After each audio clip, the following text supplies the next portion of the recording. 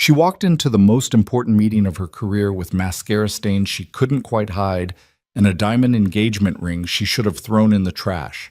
Clara Bennett had exactly 1 hour to convince a billionaire to trust her with his vision, while her heart was still bleeding from the betrayal she'd discovered that morning.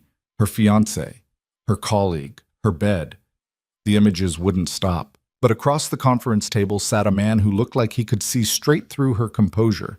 And when Lucien Moretti leaned forward and asked in that low, dangerous voice, "Who made you cry?" Everything she thought she knew about control shattered. If you want to see how far this story can go, hit that like button and drop a comment with your city so I can see where you're watching from. Now let's begin. The coffee had gone cold an hour ago, but Clara kept her hands wrapped around the cup anyway, because it gave her something to grip besides the edge of the table.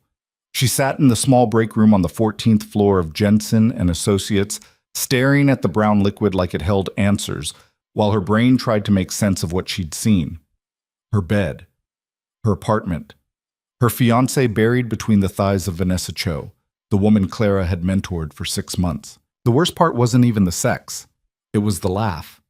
That casual, intimate laugh Marcus had given when Vanessa whispered something Clara couldn't hear. Like they'd done this 100 times. Like Clara had been the idiot all along. She'd left without saying a word.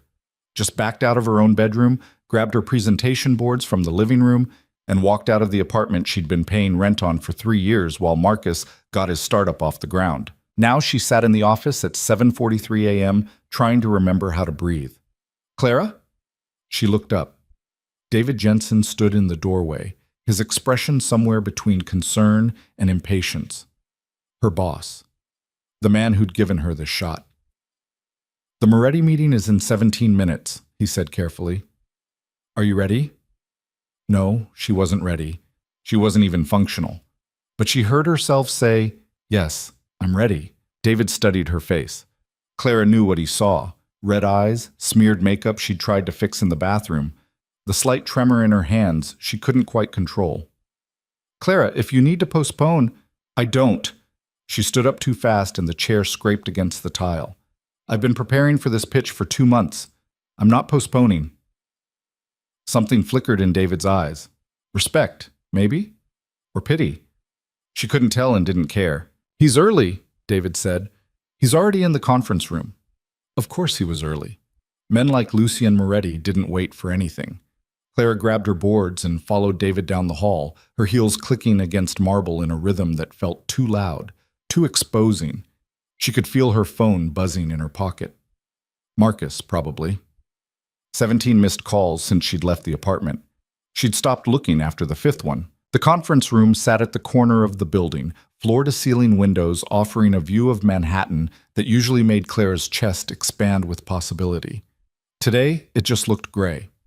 David opened the door, and Clara's first thought was that the man sitting at the head of the table didn't belong in a room this ordinary. Lucien Moretti looked exactly like his Forbes profile photo, except the camera had somehow failed to capture the sheer physical presence of him.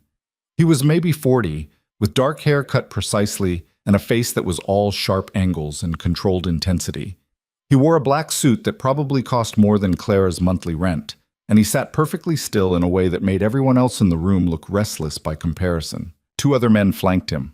Clara recognized one as his lawyer, Gregory Chen. The other, she didn't know. Broader, watchful, with the coiled readiness of someone who'd been hired for a very different skill set than contract law. "Mr. Moretti," David said with the careful warmth of someone who knew exactly how much money was sitting across from him. "Thank you for coming. This is Clara Bennett, our senior creative director. She'll be walking you through the proposal." Lucien's gaze shifted to Clara, and she felt the impact of it like a physical thing. His eyes were dark, not quite black, but close, and they moved over her face with the kind of attention that made her spine straighten reflexively. He didn't stand, didn't offer his hand, just looked at her with an expression she couldn't read and said, "Ms. Bennett." His voice was low, textured, with the faintest trace of an accent she couldn't place.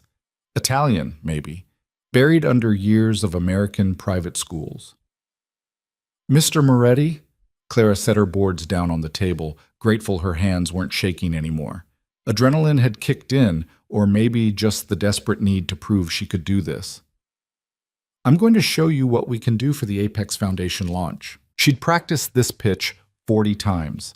Knew every word, every transition, every moment where she'd pause for effect. But when she opened her mouth, Lucien raised one hand, barely a movement, just his fingers lifting an inch off the table, and she stopped.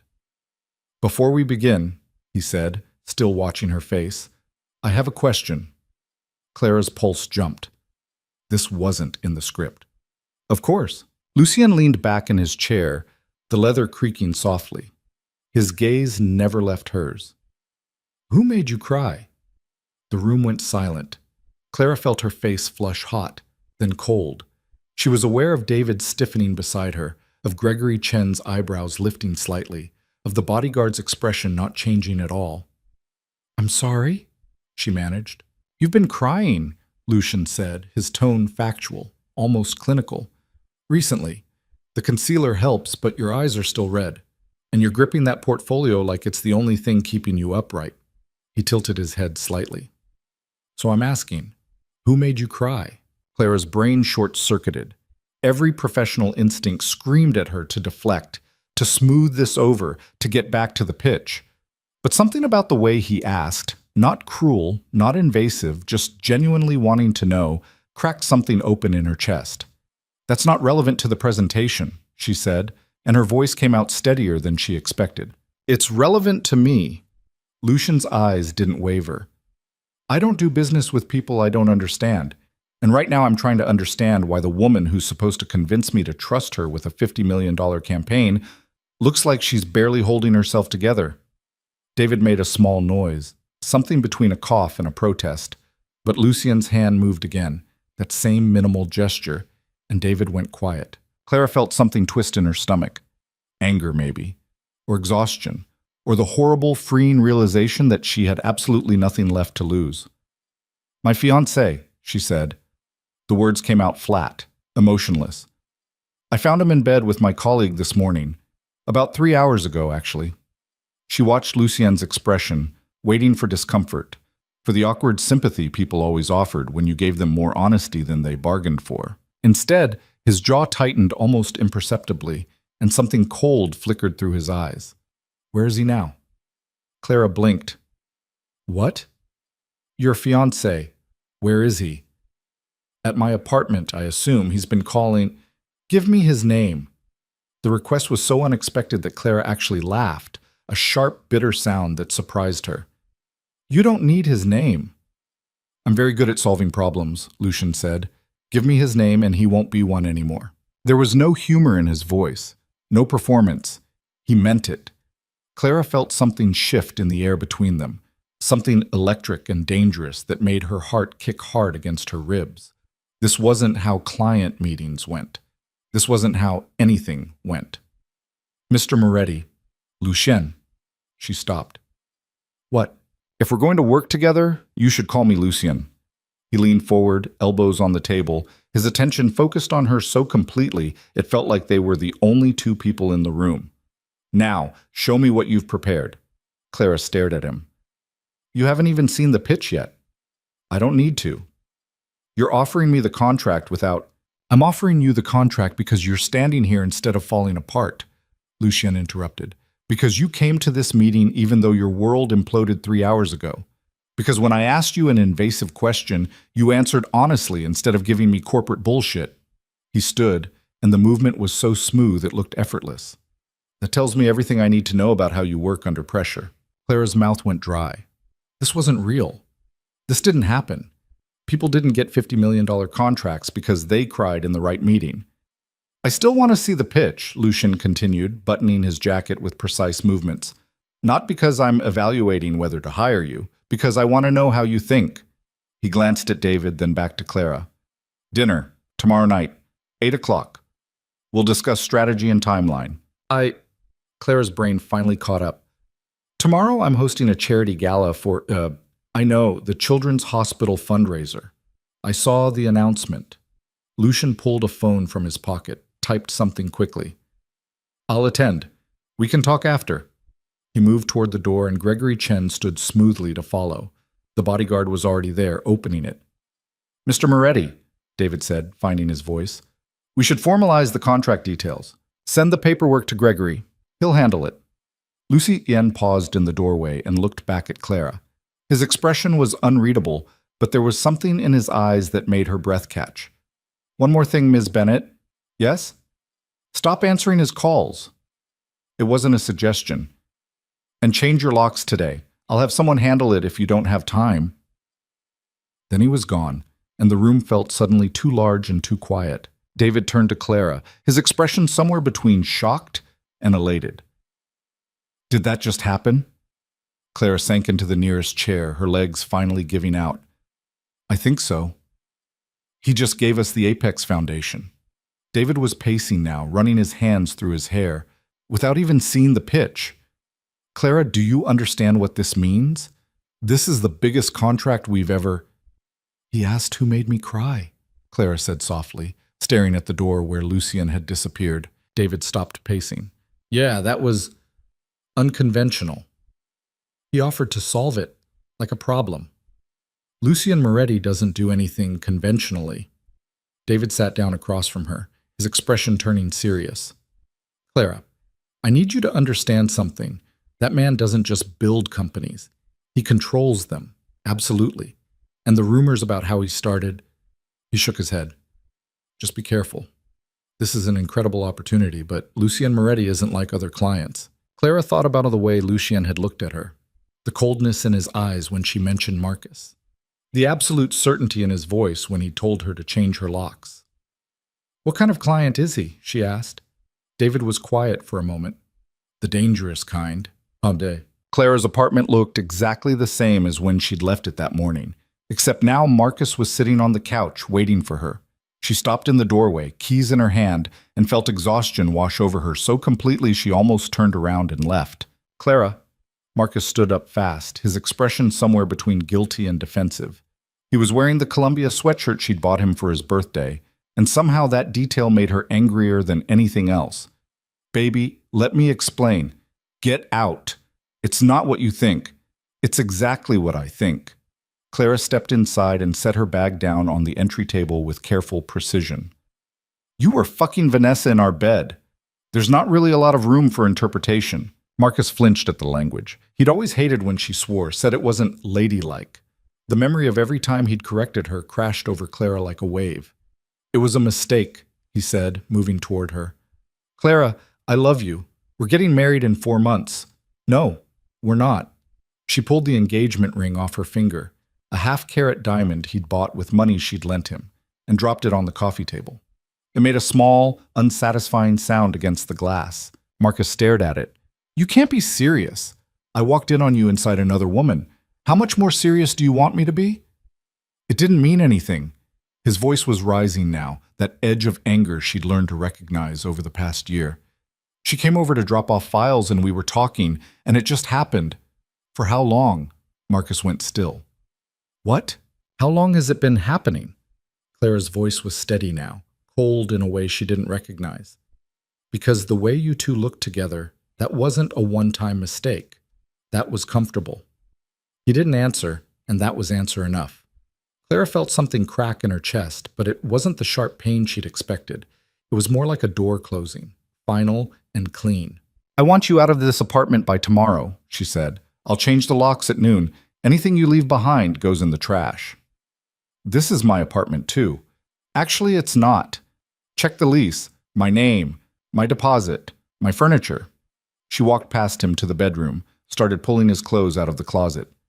"You've been living here rent-free for 18 months while you built your startup, which, by the way, is never going to happen. You can't just—" Clara spun around, arms full of his shirts. "Yes, I can, and I am." She threw the clothes at him, watched them hit his chest and fall to the floor. "Get out, Marcus. I have a locksmith coming in 2 hours." She didn't, but she would. Lucian's words echoed in her head. "Change your locks today." Marcus bent to gather his clothes, and when he straightened, his expression had shifted into something uglier. "You're going to regret this. You need me, Clara.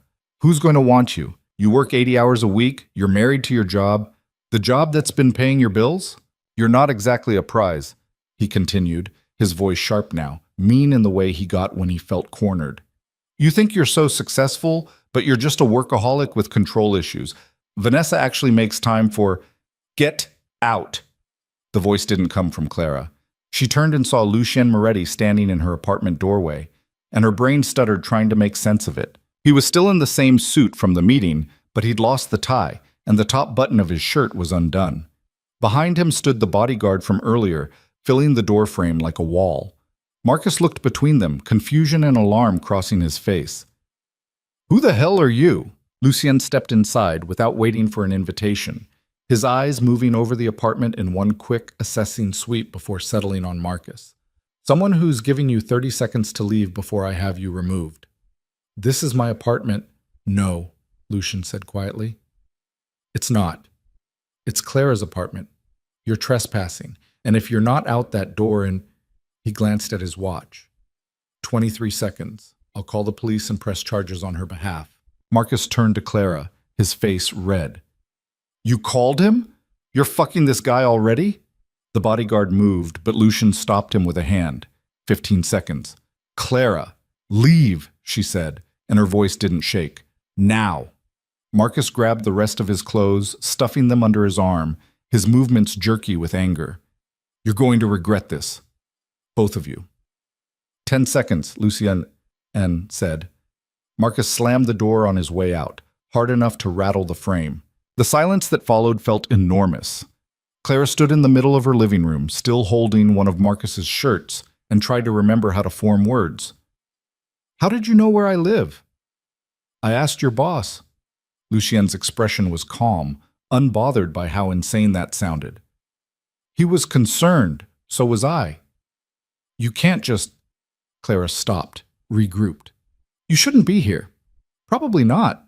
Lucien looked at the bodyguard. Vincent, wait outside. Vincent nodded and stepped into the hallway, closing the door behind him with a soft click. Lucien turned back to Clara, and she was suddenly, acutely aware that they were alone in her apartment, that he was standing in her space like he had every right to be there, that she was still wearing the same clothes she'd had on during the worst morning of her life. The locksmith will be here in 40 minutes, he said. I called from the car. He'll change all the locks and give you new keys. Clara's mouth opened, then closed. You can't just do that. I already did. I don't need you to... Yes, Lucien interrupted, his voice dropping lower. You do. Because you're exhausted, and you're hurt, and you shouldn't have to deal with this alone. Something in Clara's chest twisted hard. She set the shirt down on the back of the couch because her hands were starting to shake again. Why are you doing this? Lucien was quiet for a moment, studying her face with that same intense focus from the meeting. Because I asked you a question this morning, and you answered honestly when you didn't have to. Because you showed up for that meeting instead of falling apart, and because... He stopped, seemed to reconsider his words. Because no one should have to come home to that kind of ambush after the day you've had. Clara felt tears pressing behind her eyes and forced them back. She'd cried enough today. I don't know you. No, he agreed. But you will. There was something in the way he said it, not a threat, not even a promise exactly, just a statement of fact, that made Clara's pulse jump. The gala tomorrow, Lucien continued, shifting gears so smoothly it took her a second to catch up. The Children's Hospital fundraiser. You're the organizer? Co-organizer, Clara corrected automatically. I've been planning it for 6 months. What's the goal? $200,000. We're trying to fund a new pediatric wing.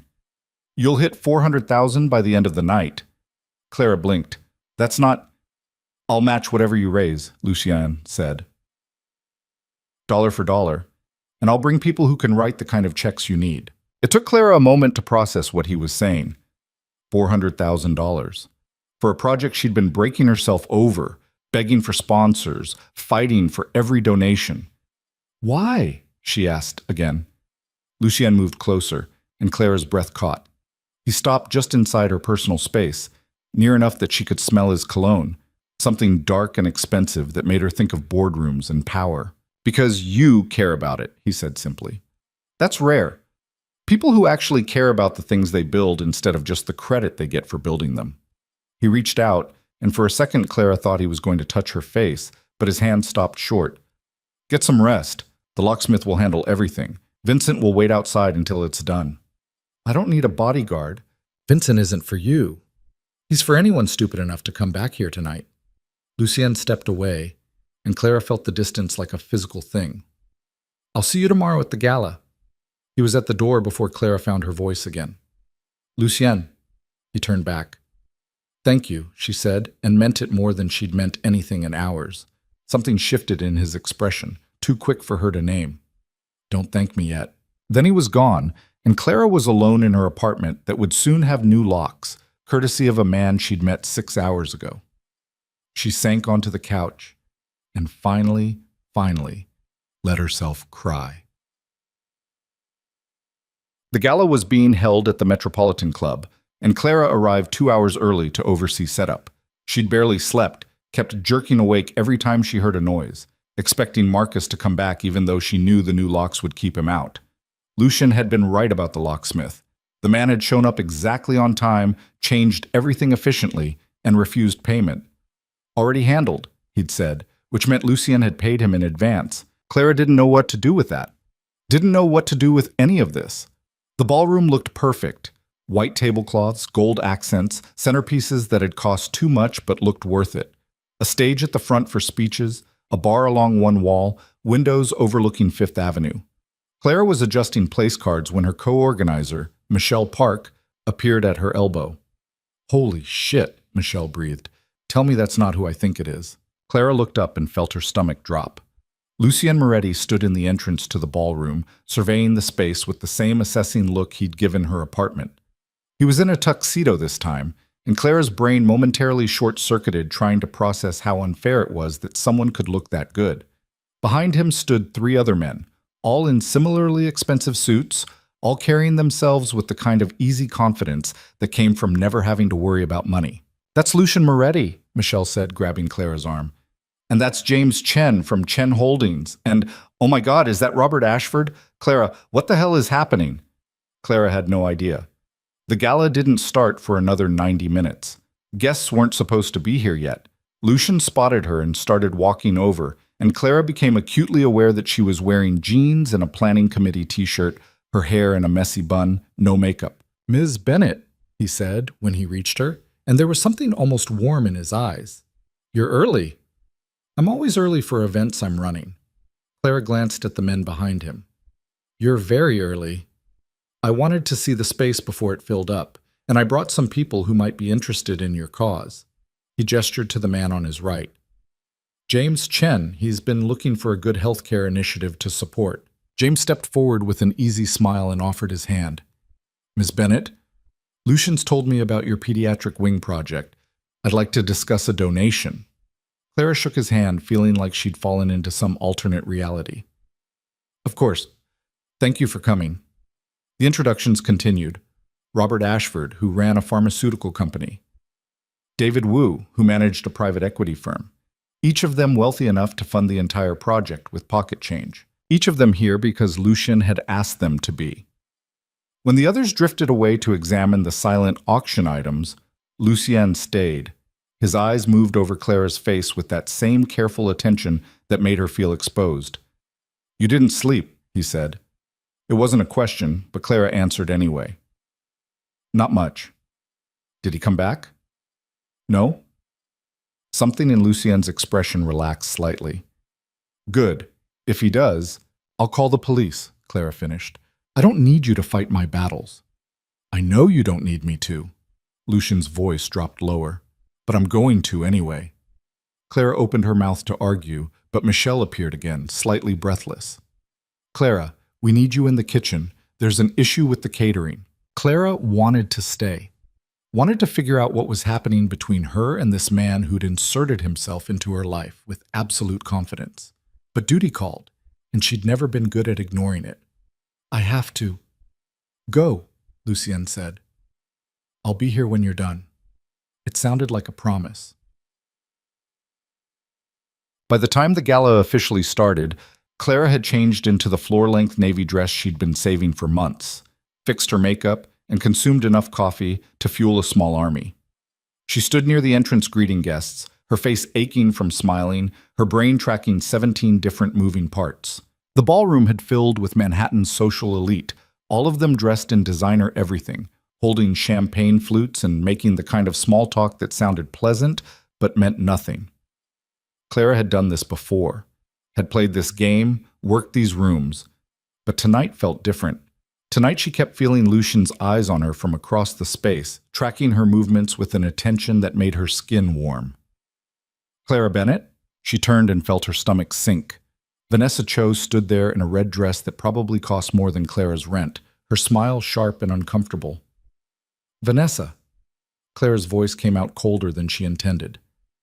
I didn't know you'd be here. Marcus got us tickets weeks ago. Vanessa's smile didn't reach her eyes. Before, well, you know. Clara did know. Knew that Marcus had probably bought those tickets with money she'd given him for his business expenses. He's at the bar, Vanessa continued, and there was something almost cruel in her tone. In case you wanted to avoid that area.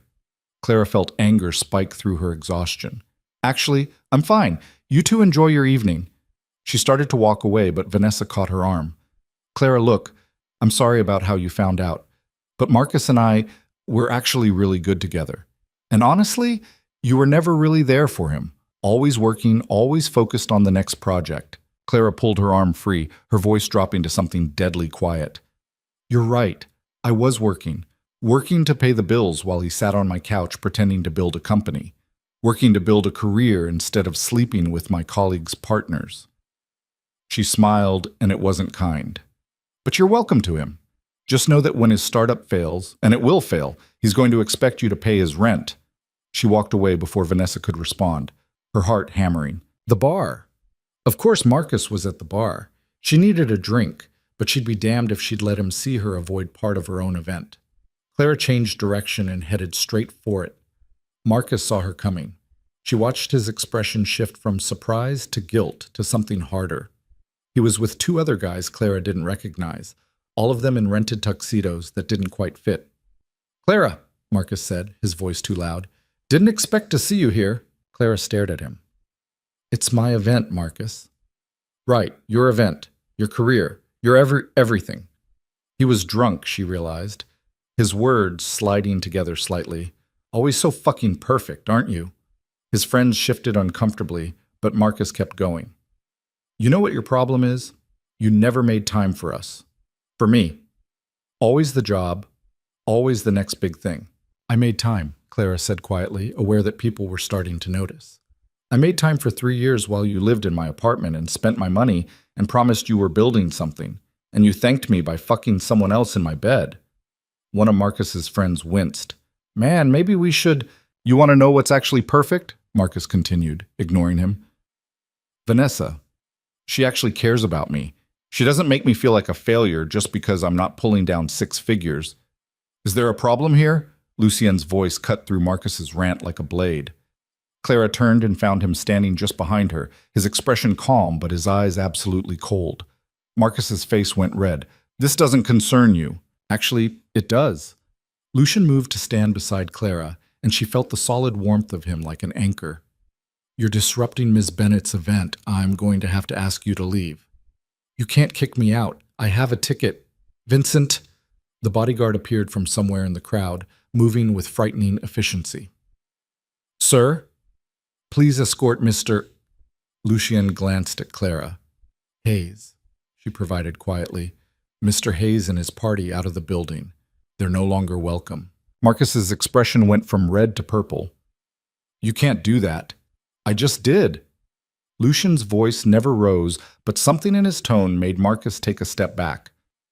You have 30 seconds to leave voluntarily. After that, Vincent will help you. Vincent moved closer, and suddenly Marcus's friends were pulling him toward the exit, mumbling apologies. This isn't over, Marcus shouted as they hauled him away. Clara, this isn't fucking over. But it was. Clara knew it was, and she felt lighter than she had in months. The crowd that had gathered to watch started dispersing, turning back to their conversations with the practiced ease of people who'd seen 100 society dramas. Clara became aware that her hands were shaking. You didn't have to... Yes, Lucien said simply. I did. He was still standing close enough that she could feel the heat of him, could smell that same dark cologne that made her head swim. Come with me, he said, his hand moving to the small of her back. Not pushing, just guiding. You need a minute. Clara let him lead her out of the ballroom, through a side door she hadn't even noticed, into a small private sitting room lined with books. The noise from the gala became muffled. Clara's breathing started to even out. I'm fine, she said, but her voice shook on the words. You're not. Lucien closed the door, giving them privacy. And that's allowed. Clara laughed, sharp and bitter. I'm supposed to be out there, running this thing, making sure everything's perfect. Michelle has it handled. I saw her taking charge the second we left. He was right. Michelle was probably having the time of her life managing the crisis. Clara sank into one of the leather chairs, suddenly exhausted again. I'm sorry. That was not your fault. Lucien sat across from her, leaning forward with his elbows on his knees. He's a child throwing a tantrum because he lost his meal ticket. The bluntness of it startled a real laugh out of Clara. That's harsh. It's accurate. Lucien's expression softened slightly. Clara, you need to understand something. Men like that, they don't love you. They love what you provide. The moment you stop providing it, they find someone else who will. Clara looked at him, really looked at him, at the sharp intelligence in his dark eyes, the careful control in every movement. You sound like you speak from experience. I do. Different context, but the principle's the same. Lucien was quiet for a moment. I built my first company when I was 22, made my first million at 24, and suddenly I had 100 new friends who all needed something. What did you do? Cut them all off. Every single one. He smiled, but there was no warmth in it. I'd rather be alone than surrounded by people who only want what I can give them. Clara thought about Marcus, about the way he'd always positioned her job as the problem, her success as the thing hurting their relationship, about how she'd believed him, even tried to work less, be more available, and it still hadn't been enough. I'm tired of being what people need, she said quietly. Then stop. Lucien's voice was firm. Be what you want instead. What if I don't know what that is yet? You will. He stood, offered her his hand. But first, you're going to go back out there and show everyone who tried to make you small exactly how big you actually are. Clara took his hand, felt the strength in his grip as he pulled her to her feet. They were close again, close enough that she had to tilt her head back to meet his eyes. Why are you helping me? She asked for the third time in 2 days. Lucien's jaw tightened slightly. His free hand came up, his knuckles brushing her cheek so lightly she almost thought she'd imagined it. Because the moment you walked into that conference room yesterday, trying so hard to hold yourself together, he stopped, something complicated crossing his face. Because I know what it looks like when someone's been underestimated their entire life, and I'm tired of watching it happen. Clara's breath caught. There was something in his eyes, something dark and intense that made her pulse race. Lucien. A knock on the door interrupted whatever she'd been about to say. Michelle's voice filtered through. Clara? The auction's about to start. We need you. Lucien stepped back, the moment breaking. Duty calls. Clara straightened her dress, checked her reflection in a mirror on the wall. Her makeup had held up, her hair still looked deliberate. She looked like someone in control. She was starting to believe it. Thank you, she said, turning back to him, for everything. Don't thank me yet, Lucien said again, echoing his words from her apartment. We haven't gotten to the interesting part. Clara didn't know what that meant, but something in her chest tightened with anticipation. She opened the door and stepped back into her event, back into the role she'd built for herself. But she could feel Lucien behind her, his presence solid and certain, and for the first time in days, Clara didn't feel alone. The auction went better than she could have imagined. Items she'd expected to go for hundreds sold for thousands. People who'd never donated before were suddenly writing checks that made her eyes water. And every time she glanced toward the back of the room, she found Lucien watching her with that same dark, focused attention that made her feel like the only person in the room. When the final total was announced, $437,000, more than double their goal, the ballroom erupted in applause. Clara stood at the microphone, trying to find words that felt adequate, and realized she was crying. Happy tears this time. Victorious tears. "Thank you," she managed, her voice thick. "All of you. You're changing lives tonight. You're giving children a chance they wouldn't have had otherwise. That's—" Her voice broke slightly. "That's everything?"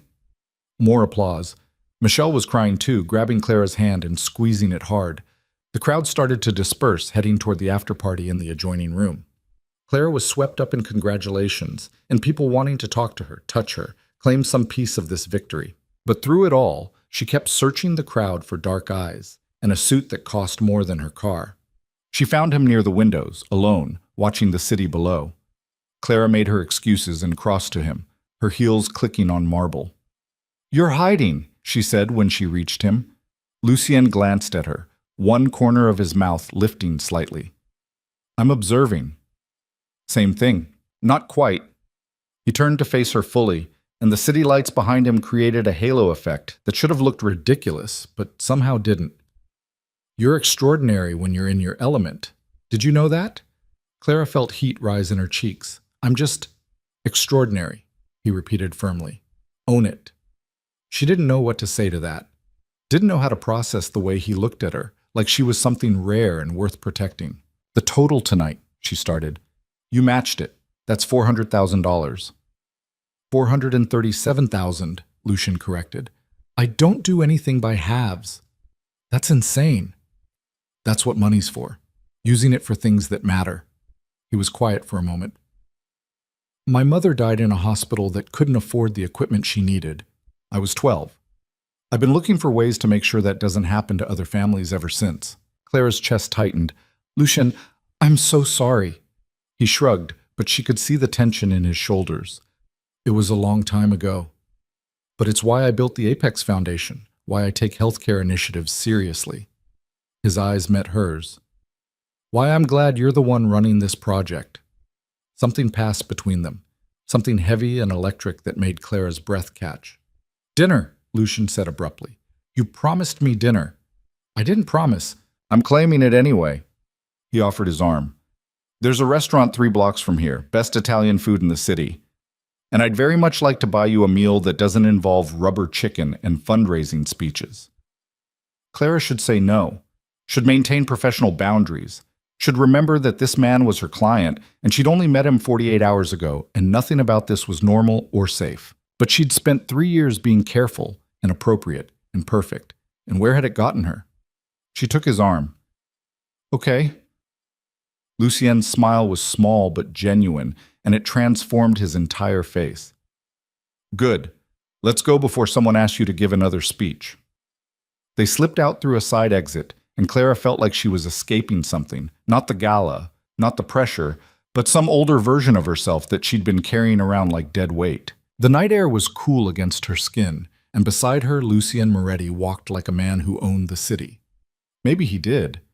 And maybe, just maybe, Clara was ready to find out exactly what that meant. The restaurant was called Vesuvio, tucked into a side street that Clara had walked past 100 times without noticing. The kind of place that didn't need a sign because the people who mattered already knew where it was. A man in a crisp white shirt greeted Lucien by name the moment they walked in, didn't even glance at a reservation book before leading them to a corner table that somehow felt both public and completely private. "Mr. Moretti, your usual table." "Thank you, Angelo." Lucien waited until Clara sat before taking his own seat, and she tried to remember the last time Marcus had done that. Couldn't. The lighting was low, candles flickering on white tablecloths, and the smell of garlic and wine and something baking made Clara's stomach remind her she'd barely eaten all day. "You come here often," she said, and immediately winced at how it sounded. Lucien's mouth quirked. "My family owns it. My uncle runs the kitchen." Of course they did. Clara was starting to understand that Lucien Moretti didn't just exist in the world, he owned pieces of it. A waiter appeared with wine, poured without asking, and disappeared again. "I should probably know more about you," Clara said, wrapping her hands around the glass, "considering you know where I live and how much money is in my bank account." "I don't know how much money is in your bank account. Yet." Lucien smiled, a real one this time, that made him look younger. "Yet." He took a sip of wine, watching her over the rim. "What do you want to know?" "Everything. Nothing. I don't know." Clara laughed, feeling the exhaustion of the past 2 days finally catching up. Why don't you start with why a man who runs a financial empire cares about a hospital charity gala? I told you, my mother. There's more to it than that. Lucien was quiet for a moment, his finger tracing the stem of his wine glass. My mother was a nurse, immigrated from Sicily when she was 19, worked at Mount Sinai for 20 years. She believed healthcare was a right, not a privilege. He paused. When she got sick, the hospital she dedicated her life to couldn't save her because they didn't have the equipment, couldn't afford it. Budget cuts. Clara's chest tightened. Lucien. I was 12, he continued, his voice matter-of-fact in a way that somehow made it worse. And I decided that money was the only thing that actually mattered. Not kindness, not dedication, not working yourself to death for people who didn't value it. Just money, power, control. So you built an empire. So I built an empire. He met her eyes.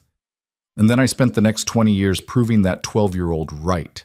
There was something dark in his expression, something that suggested the road from there to here hadn't been clean or easy.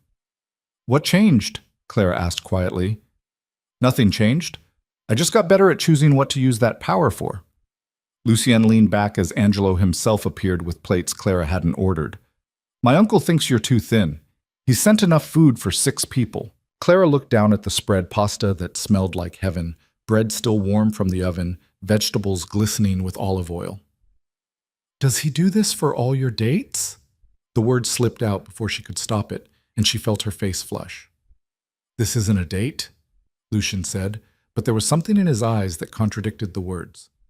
This is dinner with a colleague I happen to find fascinating. Colleague. For now. The way he said it made Clara's pulse jump. She picked up her fork to have something to do with her hands. You're very direct. Life's too short to pretend. Lucien started eating with the easy confidence of someone completely comfortable in his own skin. I spent years playing games, saying what people wanted to hear, building relationships based on what I could get from them. I'm done with that. So now you just say what you mean. Now I just say what I mean.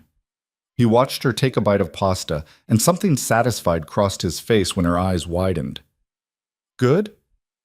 This is incredible. Uncle Tony doesn't believe in mediocrity. They ate in comfortable silence for a few minutes, and Clara felt some of the tension in her shoulders finally release. This was the first time in 48 hours she'd felt like she could breathe. Your turn, Lucien said eventually. Tell me something real. Clara swallowed her wine, considering. Like what? Like why you're so good at what you do. The gala tonight, that wasn't just planning, that was passion. She didn't expect the question to hit as hard as it did. Clara set down her fork, trying to find the right words. My little brother had leukemia when he was 7, she said finally. Spent 18 months in and out of hospitals. And the only thing that made it bearable were the people who cared. The nurses who remembered his name, the volunteers who brought books, the doctors who took time to explain things so he wasn't scared. She looked up at Lucien. He's fine now, healthy, but I never forgot what that kind of care meant. So when I can help create that for other families, I do. Lucien's expression had shifted into something intense, focused. What's your brother's name? Danny.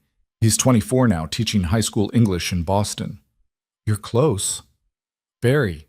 Clara smiled, thinking about him. He called me 17 times yesterday. I finally answered this morning and told him I was fine. Were you lying?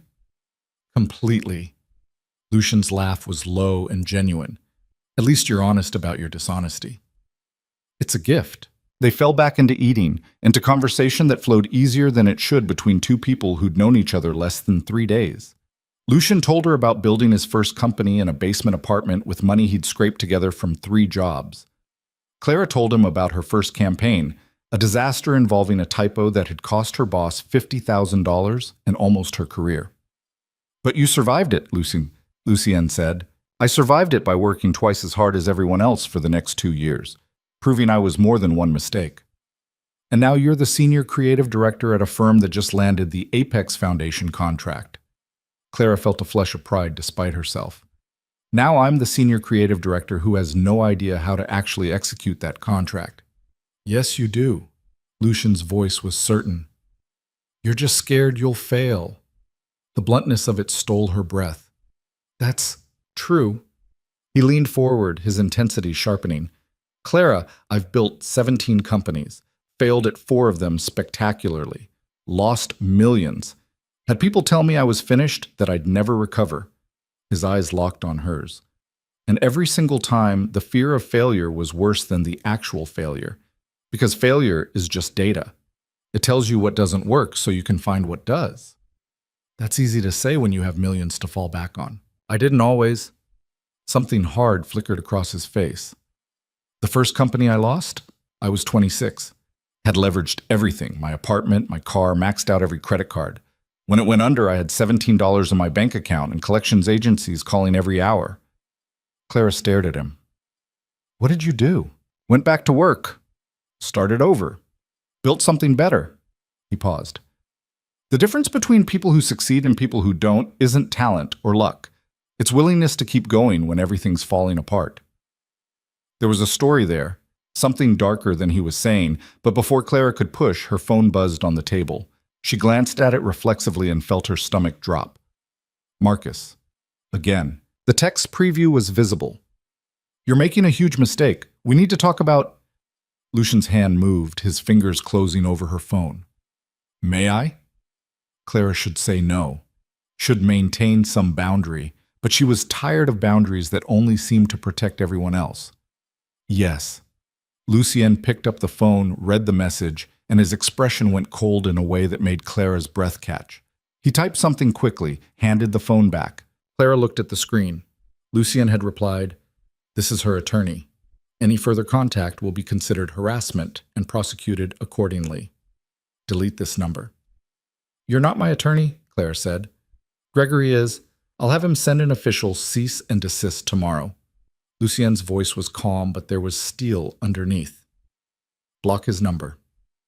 Clara stared at the phone, at Marcus's name, at 3 years of her life reduced to a contact she was about to erase. She blocked it. "There's," Lucien said, satisfaction in his voice. "Problem solved." "You can't just solve all my problems." "Watch me." Clara laughed despite herself, sharp and startled. "You're insane." "I'm effective." He picked up his wine glass. "There's a difference." The waiter returned with dessert, tiramisu that looked handmade and smelled like coffee and cream. Clara didn't remember ordering it, but she was starting to understand that at Vesuvio things simply appeared when Lucien wanted them to. "Tell me about the Apex Foundation," Claire said, digging into the dessert. "What's the vision?" Lucien's expression shifted, the intensity focusing into something almost hungry. Transforming how healthcare accessibility works in underserved communities. Not charity, infrastructure. Real, sustainable change. That's ambitious. That's the point. He leaned forward, and Clara could see the businessman now, the empire builder. "Charity is putting a Band-Aid on a wound that needs surgery. I want to change the system. And you need a campaign that reflects that. I need a campaign that makes people understand what's possible, that shows them this isn't just another rich person's pet project. It's a fundamental shift in how we think about healthcare as a human right." Clara's mind was already racing, ideas forming faster than she could catch them. "You need stories. Real people whose lives changed because they had access, not statistics, faces." "Yes." Lucien's eyes lit up. "Exactly that. And we need to show the infrastructure. The clinics, the equipment, the training programs, make people see the scope. We'll need a media strategy that reaches beyond the usual circles." They were both leaning over the table now, talking faster, ideas building on each other in that electric way that happened when two people were perfectly in sync. Clara pulled out her phone, started making notes. "I'm thinking a multi-platform approach. Video series featuring patients and providers, social media campaign with real-time updates from the clinics, maybe a partnership with a documentary filmmaker. I know someone at Sundance," Lucien interrupted, "could get us in for the festival circuit if we time it right." "Seriously? I don't joke about connections." He was smiling now, really smiling, and Clara realized this was what he looked like when he was passionate about something. Younger, lighter, dangerous in a completely different way. They talked through dessert, through coffee, through the restaurant emptying around them until Angelo finally appeared with a gentle cough. Mr. Moretti, it's past midnight. Lucian glanced at his watch, surprise crossing his face. So it is. He looked at Clara. We should go. Clara blinked, startled. She'd lost track of time completely, lost in the planning and the conversation and the way Lucian's mind worked at the same speed as hers. Outside, the city had quieted to its late-night rhythm. A few cars passing, distant sirens, the kind of sounds that made New York feel intimate instead of overwhelming. Where do you live? Sicilian asked. Clara gave him the address, and he nodded. Vincent will drive you. The black SUV was already waiting at the curb, Vincent behind the wheel, looking alert despite the hour. I can take a cab, Clara protested. You could, but you won't. Lucian opened the back door for her.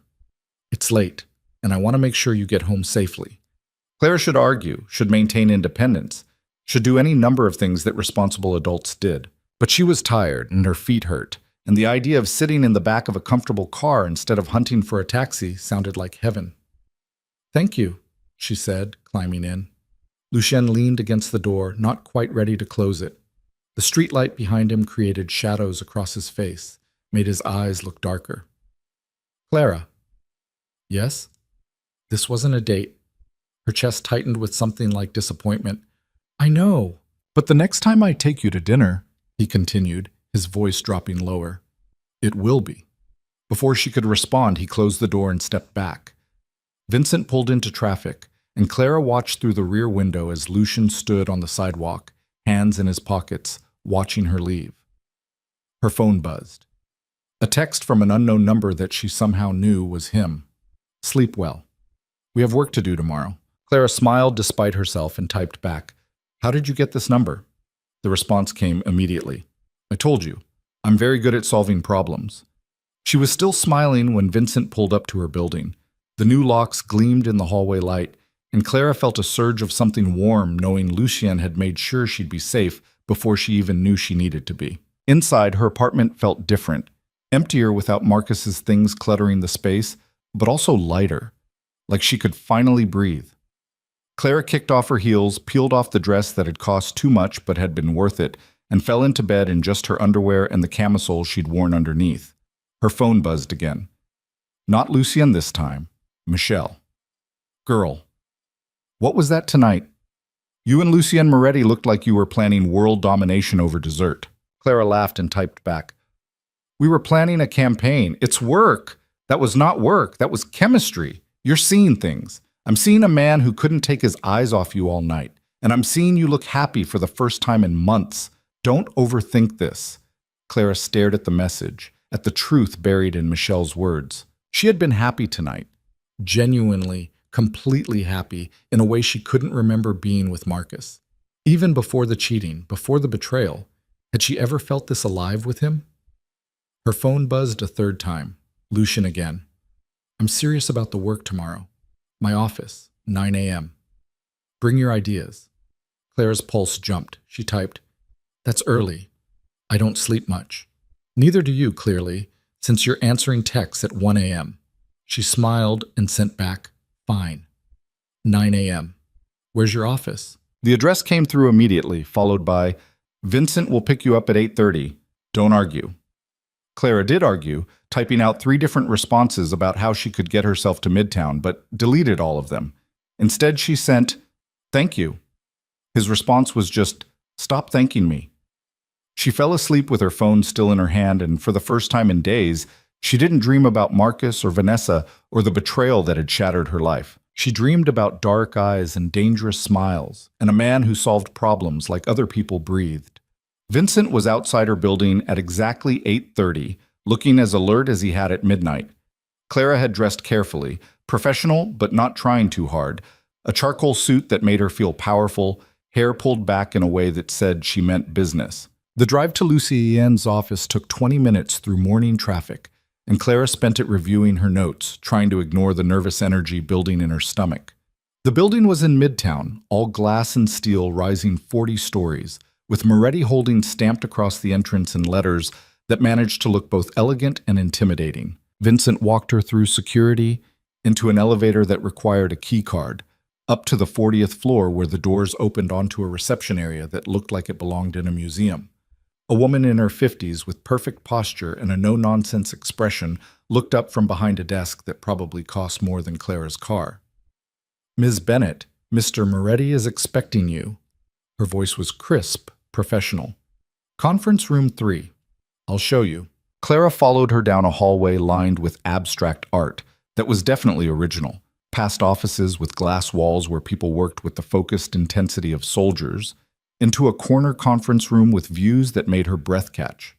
Lucian stood at the windows, phone to his ear, gesturing with his free hand in a way that suggested whoever was on the other end was about to have a very bad day. "I don't care what the timeline was," he said, his voice sharp. "You promised delivery by the 15th. It's the 23rd. So either you honor the contract or I find someone who will." He paused, listening. No extensions. You have 48 hours or we're done." He ended the call without saying goodbye and turned to face Clara. "Good morning." "Remind me never to miss a deadline with you," Clara said. Lucien's expression softened slightly. "You won't. You're not like them."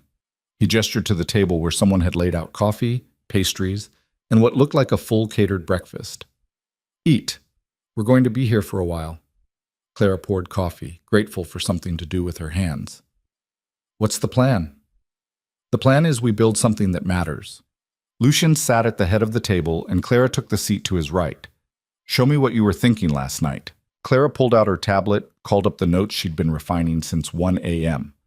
"Okay, so the core of the campaign needs to be authenticity. People are exhausted by corporate charity that feels performative. They want to see real impact." "Agreed." "So we lead with the patients. Find 5 to 7 people whose lives were directly changed by access to healthcare. Not just saved, but transformed. Show them before and after. Let them tell their own stories." Lucien was already nodding. "We have a clinic in Brooklyn that's been operational for 6 months.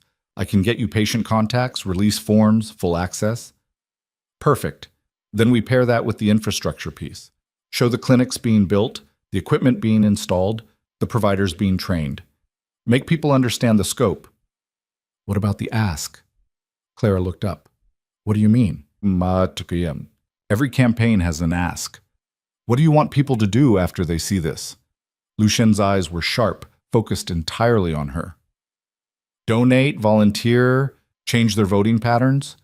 Clara thought about it, turning the question over. "All of it. But the primary ask is awareness. I want people to understand that healthcare accessibility isn't a charity issue. It's a structural one. And that means they need to demand change from their representatives, their employers, their communities. So we're not just raising money, we're building a movement." "Exactly." Lucian smiled, and there was something almost predatory in it. "Good. I like ambitious." They worked for the next 4 hours, building out strategy and timeline and budget. Gregory Chen appeared at some point with contract details, stayed for 30 minutes going over legal parameters, then disappeared again. At noon, Lucien's assistant brought in lunch without being asked, sushi that looked professionally prepared and probably was. "Do you always work like this?" Clara asked, taking a break to eat. "Like what?" "Like you're trying to fit 48 hours into 24. Lucian set down his chopsticks, considering the question. "When I was building my first company, I had a partner. Smart guy, good with people, terrible with follow-through. He kept saying we had time, we could pace ourselves, no need to rush." He paused. "He was wrong. We lost our first major investor because we missed a deadline by 3 days. 3 days. And that investor went to a competitor who moved faster. What happened to the partner? I bought him out. Learned that the only person you can trust to get something done right is yourself." Lucian looked at her. "But that's not quite true anymore." Clara's pulse jumped. "No? No. Now I trust people who've proven they move at the same speed I do." His eyes held hers. "Like you." The compliment landed harder than it should have. Clara felt heat rise in her cheeks and forced herself to look away, back at her notes. "We should talk about the documentary angle," she said, changing the subject. "You mentioned someone at Sundance?" "Rachel Okonkwo. She's been looking for her next project. I'll set up a call." "Just like that?" "Just like that." Lucian's phone buzzed, and he glanced at it. His expression darkened. "Excuse me for a moment." He stepped out of the conference room, and Clara could see him through the glass wall, his posture tense as he talked to whoever had called. She took the opportunity to catch her breath, to try to process what was happening. This was work, professional. A client relationship that just happened to involve intense eye contact and midnight dinners, and a man who seemed to see straight through every defense she'd ever built. Lucian came back in, and the tension in his shoulders was visible. "Problem?" Clara asked. "Nothing I can't handle." But his tone suggested otherwise. He sat back down, ran a hand through his hair in a gesture that felt uncharacteristically uncertain. "My father wants to meet you." Clara blinked. "Your father?" "Antonio Moretti. He's—" Lucian paused, seemed to be choosing his words carefully. "He's interested in the foundation work. Wants to meet the creative team." There was something he wasn't saying, something in the careful way he was watching her reaction. "Okay," Clara said slowly. "When?" "Tonight. Dinner at his house in Brooklyn." "That's short notice." "That's how he operates." Lucian's jaw was tight. "Clara, you should know something before you agree. My father he's complicated. And the way I built this empire, the connections I used to get here, not all of them came from clean places."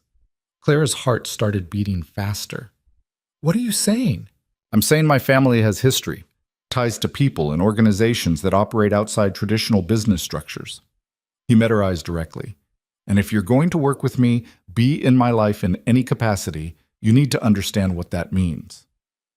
The air in the conference room felt suddenly heavier. Clara thought about the way Lucian commanded rooms, the way Vincent moved like someone trained for violence, the casual display of power and control.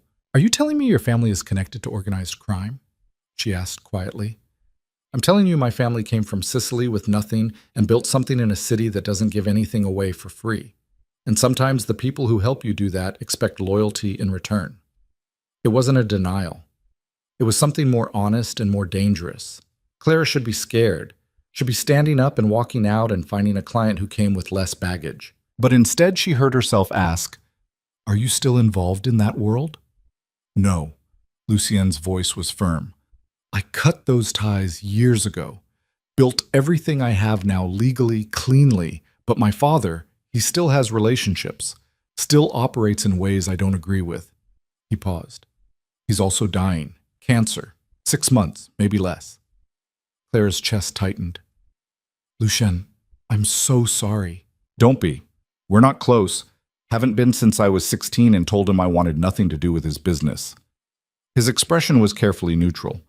"But he wants to meet you, wants to see who I'm working with, and I won't lie to you about what you're walking into." Clara sat back, trying to process. This was insane. This was a complication she absolutely did not need in her life right now. But she looked at Lucien, at the tension in his shoulders and the careful way he was watching her, and realized he was giving her a choice. Full information, complete honesty, the chance to walk away before things got more complicated. Marcus had never given her that, had never trusted her with the truth about anything. "What time is dinner?" Clara asked. Something in Lucien's expression shifted, surprise and relief and something warmer. 7. I'll pick you up at 6:30. "Okay, you're sure?" "No," Clara admitted, "but I'm doing it anyway." Lucien's smile was small but genuine. "That's becoming a pattern with you." "Apparently." They went back to work, but something had shifted between them. Some barrier had come down, leaving just the raw honesty of two people who decided to trust each other despite every reason not to. At 5 o'clock, Lucian called it. "Go home. Rest. Wear something comfortable tonight. My father doesn't care about formal." Clara packed up her things, and Lucien walked her to the elevator. Vincent appeared from somewhere, already holding car keys. 6:30, Lucien reminded her. "I'll be ready." The elevator doors closed, and Clara leaned back against the wall, trying to steady her breathing.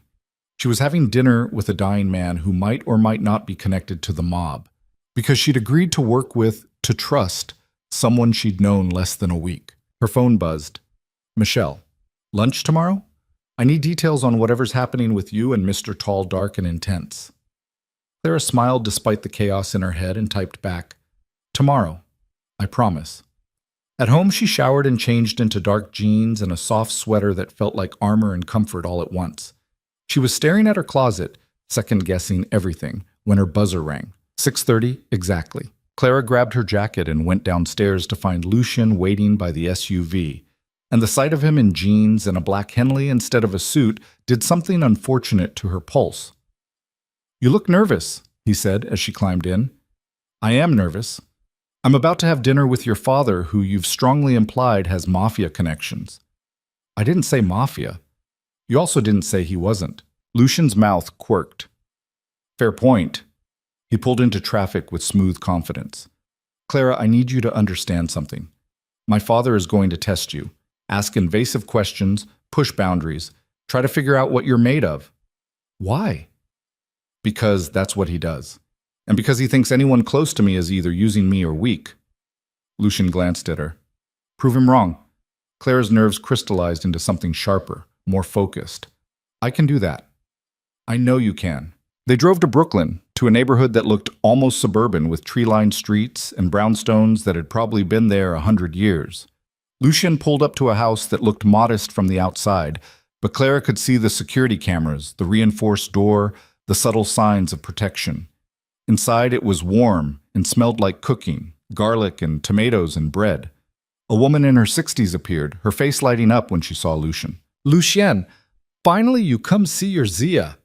He hugged her, and Clara saw his whole body relax in a way it never did anywhere else. "Zia Maria, this is Clara Bennett." Maria turned her sharp eyes on Clara, assessing in one quick sweep. Then she smiled. "Benvenuta. Come, your father is in the garden." They followed her through the house, through a kitchen that was clearly the heart of everything, out to a back garden where an old man sat at a wrought iron table. Antonio Moretti looked nothing like his son. He was shorter, rounder, with white hair and weathered hands and eyes that were still sharp despite the sickness Clara could see in the gray tinge of his skin. "Papa," Lucien said, "this is Clara Bennett." Antonio stood with effort, studied Clara with an intensity that made her want to squirm. Then he smiled. "So, you're the one who has my son forgetting to sleep." Clara blinked. What?" "He called me at midnight last night, talking about campaigns and strategy and some woman who made him remember why he cares about this work." Antonio's smile widened. "That was you, no?" "I suppose so." "Sit, eat, we talk." Dinner was loud and warm and full of more relatives than Clara could track. Cousins and aunts and uncles who all seemed to know Lucien, who all treated Clara like she belonged there even though she was a stranger. Antonio asked her questions about her work, her family, her brother, her plans. Not invasive exactly, but thorough, testing her like Lucien had warned. And Clara found herself answering honestly, telling stories about Danny's recovery, about her parents who'd moved to Florida after retirement, about building a career from nothing. "You have steel," Antonio said finally, nodding with approval. "Good. My son needs someone with steel." Lucien looked uncomfortable. "Papa, what?" "I'm old, I'm dying, I can say what I want." Antonio turned to Clara. "He tell you about the business?" "Some of it." "And you're still here?" It wasn't a question. "That's smart or stupid? I haven't decided which." "Both," Clara said before she could stop herself. "Definitely both." Antonio laughed, a sound that turned into coughing. Lucien was on his feet immediately, but his father waved him off. "I'm fine. Sit down." He caught his breath, took a sip of wine. "Clara, you understand what you're getting into with my son?" "Honestly, no, but I'm trying." "Good, keep trying." Antonio's expression turned serious. "Lucien, he's not like the rest of us. He wanted something different, something clean, and he built it. But that doesn't mean the past doesn't follow him." "I understand. Do you?" Antonio leaned forward. "Because the men I used to work with, some of them, they don't like that Lucien walked away. They see it as disrespect. And if they think you're important to him, that's enough," Lucien interrupted, his voice hard. "Clara doesn't need to hear this." "Yes, she does." Antonio didn't back down. "If she's going to be in your life, she needs to know what that means." "I can handle myself," Clara said quietly, and both men turned to look at her. "I appreciate the warning, But I'm not scared of your past, Mr. Moretti. I'm more interested in what Lucien's building for the future. Antonio studied her for a long moment, then smiled. Steal, he said again. I like her, Lucien. Don't screw this up. Lucien's expression was unreadable, but his hand found Clara's under the table, squeezed once, then let go. The rest of dinner passed in a blur of food and stories and laughter. By the time they left, Clara's head was spinning, and her heart felt strangely full. In the car, Lucien was quiet. You okay? Clara asked. That went better than I expected. What were you expecting? For you to run. He glanced at her. Or for my father to scare you off. I don't scare easily. I'm starting to understand that. Lucien pulled up to her building, put the car in park, but didn't move to get out. Clara, what he said about the past, I heard him. I understand. She turned to face him. Lucien, I'm not going anywhere. Not because of your family, not because of whatever complicated history comes with knowing you. I'm here because I want to be. Something in his expression cracked open. Why? Because you asked me who made me cry. Because you changed my locks without being asked. Because you look at me like I'm something rare instead of something broken. Clara's voice softened. Because for the first time in years, I feel like myself again. Lucien reached out, his hand cupping her face with a gentleness that contrasted everything else about him. His thumb brushed across her cheekbone, and Clara's breath caught. I'm going to kiss you, he said quietly. And if you don't want that, tell me now. Clara's heart was hammering. Okay. Okay, you don't want me to, or okay, you do? Okay, I do. Lucien's smile was brief and devastating. Then he leaned in and kissed her, and Clara's entire world narrowed to the feeling of his mouth on hers, his hand tangled in her hair, the way he kissed like he did everything else, with complete focus and absolute certainty. When they finally broke apart, both breathing hard, Lucien rested his forehead against hers. This is a terrible idea, he said. Probably. You're my client. This is completely unprofessional. Definitely unprofessional. And I'm going to do it anyway. Clara laughed, the sound breathless and happy. Good. Lucien kissed her again, softer this time, then pulled back. Go inside before I forget every rule I've ever made about keeping business and personal separate. Clara climbed out of the car, her legs unsteady, and turned back to look at him through the window. Same time tomorrow? She asked. Earlier. I'll have Vincent pick you up at 8. That's excessive. Get used to it. Clara was still smiling when she reached her apartment, when she fell into bed still wearing her clothes, when she finally drifted off, thinking about dark eyes and dangerous kisses, and a future she hadn't planned but suddenly couldn't wait to build. Clara woke up to 17 missed calls from a number she didn't recognize and a text from Lucien that just said, "Don't answer any unknown numbers today." She stared at her phone, her brain still foggy from sleep, trying to understand what was happening. It was 6 in the morning, too early for crisis, too early for anything except maybe the kind of trouble that didn't respect business hours. Another text came through. Vincent is outside, get dressed, we need to talk. Clara's pulse kicked up. She threw on jeans and a sweater, didn't bother with makeup, and was downstairs in 8 minutes flat.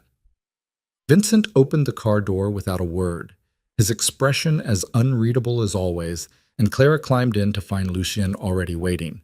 He looked like he hadn't slept. His jaw was tight, his hair slightly messed like he'd been running his hands through it, and there was a darkness in his eyes that made Clara's stomach clench. What's wrong? She asked immediately. Lucien handed her his phone. On the screen was a photo, grainy, clearly taken from a distance, of the two of them outside her building last night, kissing. Clara's blood went cold. Where did this come from? An anonymous account that popped up this morning, posted to 3 different gossip sites with a caption about me having a new mystery woman.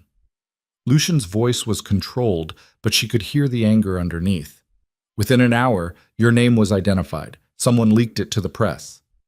Clara looked at the photo again, at the way Lucien's hand was tangled in her hair, at the intimacy of the moment that had been private and was now decidedly not. Who would do this? I have theories. Lucien took the phone back, his jaw working. Clara, I'm sorry. I should have been more careful. Should have thought about the exposure. Stop. Clara cut him off. We kissed outside my building. That's not a crime, and I'm not going to apologize for it. Something in Lucien's expression softened slightly. You're about to be all over the internet as my girlfriend. People are going to dig into your life, your history, everything. That's not what you signed up for. Clara thought about it, about her privacy being shredded, about becoming tabloid fodder, about Marcus probably seeing the photo and losing his mind. Then she thought about the way Lucien had kissed her, the way his father had welcomed her into his home, the way the past week had cracked her life open in ways that hurt and healed in equal measure. I can handle it, she said. Clara, I said I can handle it. She met his eyes. But I need you to tell me the truth. Is this just gossip, or is this something more dangerous? Lucien was quiet for a long moment. My ex-wife's lawyer called this morning. Apparently she's very interested in renegotiating our settlement now that I'm publicly involved with someone new. Clara blinked. You're married? Divorced. 3 years ago. It was... He stopped, seemed to recalibrate. It was a mistake from the beginning. We were together for 18 months, married for 6. She wanted access to my money and connections. I wanted someone who understood the world I lived in. His voice was flat, emotionless. Neither of us got what we wanted. And now she wants more money because we kissed? She wants more money because she's always wanted more money. This just gave her an excuse. Lucien leaned back against the seat, exhaustion clear on his face. Her name is Isabelle Duchamp. You'll probably see her mentioned in some of the articles. She's very good at playing the victim. Clara processed this, adding it to the growing pile of complications that came with Lucien Moretti. What else should I know? About Isabelle? About everything. Your past, your enemies, whoever might have taken that photo. Clara kept her voice steady. If I'm in this, I need to know what I'm in. Lucien studied her face, and she could see him making some kind of decision. Okay, but not here. Come back to my apartment. I'll tell you everything. The drive to Lucien's place took 20 minutes, and Clara spent it watching the city wake up while her mind raced. She'd known getting involved with him would be complicated, but she hadn't expected it to happen this fast, this publicly. Lucien's apartment was in a building overlooking Central Park, the kind of address that came with doormen who wore actual uniforms and elevators that required keys. The space itself was enormous, floor-to-ceiling windows, modern furniture that looked expensive but uncomfortable, art on the walls that Clara recognized from museum visits. It looked like a showroom, like nobody actually lived there. Coffee? Lucien asked, heading toward a kitchen that was all granite and stainless steel. Please. Clara wandered to the windows while he made it, looking out at the park below. From up here, the city looked manageable, contained. She knew it was an illusion. Lucien came back with 2 mugs, handed her one. Sit. This is going to take a while. They settled on a couch that was exactly as uncomfortable as it looked, and Lucien started talking. He told her about building his first company with money borrowed from people his father knew, people who expected favors in return. About making deals that weren't quite illegal, but weren't quite clean either. About the moment he realized he'd become the kind of man he'd sworn he'd never be, and the brutal process of extracting himself from those relationships. It took me 3 years to pay everyone back, to sever every tie, he said, staring into his coffee. And even then, some of them didn't want to let go. They saw me as an asset, a way into legitimate business. My father's son with a clean record and expensive connections. What did you do? Made it clear that I was done, that anyone who tried to pull me back in would regret it. His voice was cold. I'm not proud of the methods I used, but they worked. Clara thought about Vincent, about the way people moved around Lucien with a mixture of respect and fear. And Isabelle? I met her during that transition. She was working PR for one of my competitors, seemed to understand the world I was trying to build. Smart, ambitious, beautiful in that calculated way. He laughed bitterly. I thought she got me. Turned out she just got $signs. What happened? She thought marrying me meant unlimited access to my accounts. Wanted to redecorate this apartment for $2 million, host parties for her friends on my dime, quit her job and shop full-time. Lucien set down his mug. When I said no, when I made her sign a postnup limiting her access, she started sleeping with my business partner, very publicly. Made sure I'd find out. Clara winced. That's strategic. She wanted me to divorce her so she could play the abandoned wife. Get sympathy, a better settlement, maybe even damage my reputation enough to hurt my business. His jaw tightened. I gave her the divorce, paid her enough to go away quietly, Thought that was the end of it. But it wasn't. She comes back every year or so with a new lawyer and a new demand, usually around the time I'm closing a major deal or launching something public. Lucian looked at Clara. The Apex Foundation campaign is going to be huge. She knows that. This photo just gave her an opening.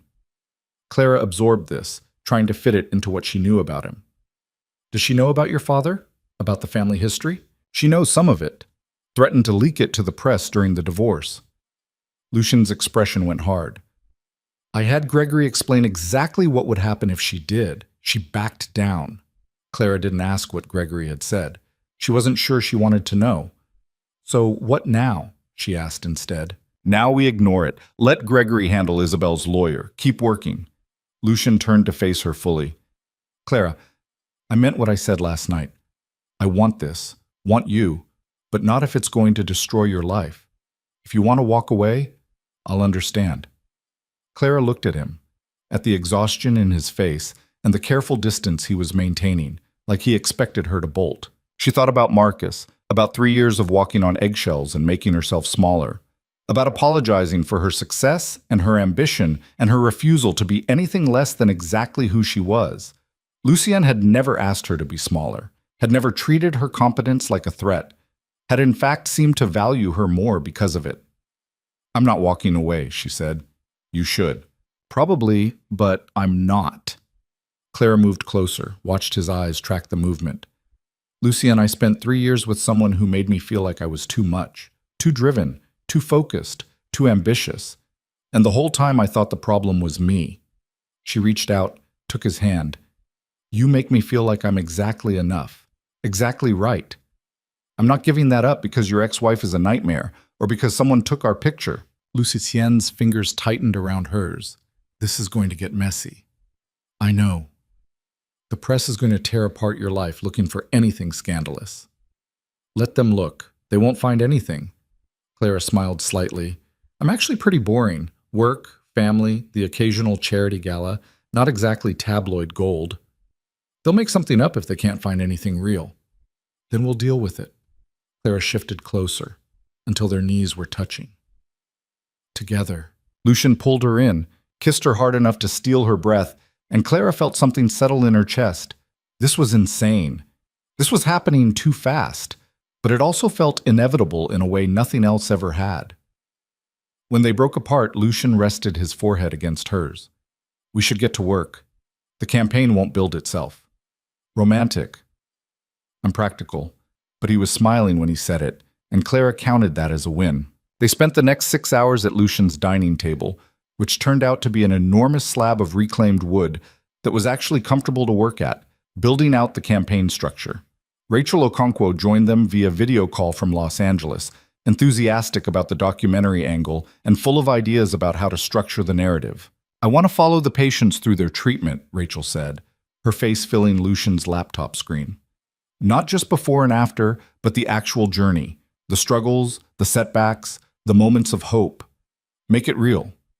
How long would that take? Clara asked. 6 months minimum, maybe longer depending on the cases. Rachel leaned forward. But Lucien, if you're serious about Sundance, we'd need to start filming immediately to have anything ready by January. Start filming, Lucien said without hesitation. I'll have Gregory send over the contracts tomorrow. Clara will be your main point of contact for patient coordination and clinic access. Rachel's smile was brilliant. This is going to be amazing. I can feel it. After she hung up, Clara looked at Lucien. You just committed to a 6-month documentary shoot without even discussing budget. The budget doesn't matter. The impact does. Spoken like someone who's never had to worry about money. Lucien's expression turned serious. I worried about money every day until I was 28. Worried about making rent, about eating, about whether I'd lose everything I'd built. He met her eyes. Now I have it, and I'm going to use it for things that actually matter. This matters. Clara felt something warm expand in her chest. You're kind of incredible, you know that? I'm really not. But his mouth quirked. I'm just a man with resources and opinions about how they should be used. And control issues. Extensive control issues, he agreed. Are you going to pretend that surprises you? Not even a little bit. They ordered lunch from somewhere that delivered food in actual containers instead of takeout boxes, And Clara was beginning to understand that this was how Lucian lived. Everything curated, nothing left to chance. "Don't you ever just order pizza and eat it on the couch?" she asked, looking at the carefully plated salmon. "No, why would I?" "Because it's normal? Because sometimes you don't want to eat off china?" Lucian considered this like it was a genuine puzzle. "I've never thought about it." Clara laughed. "Okay, new rule.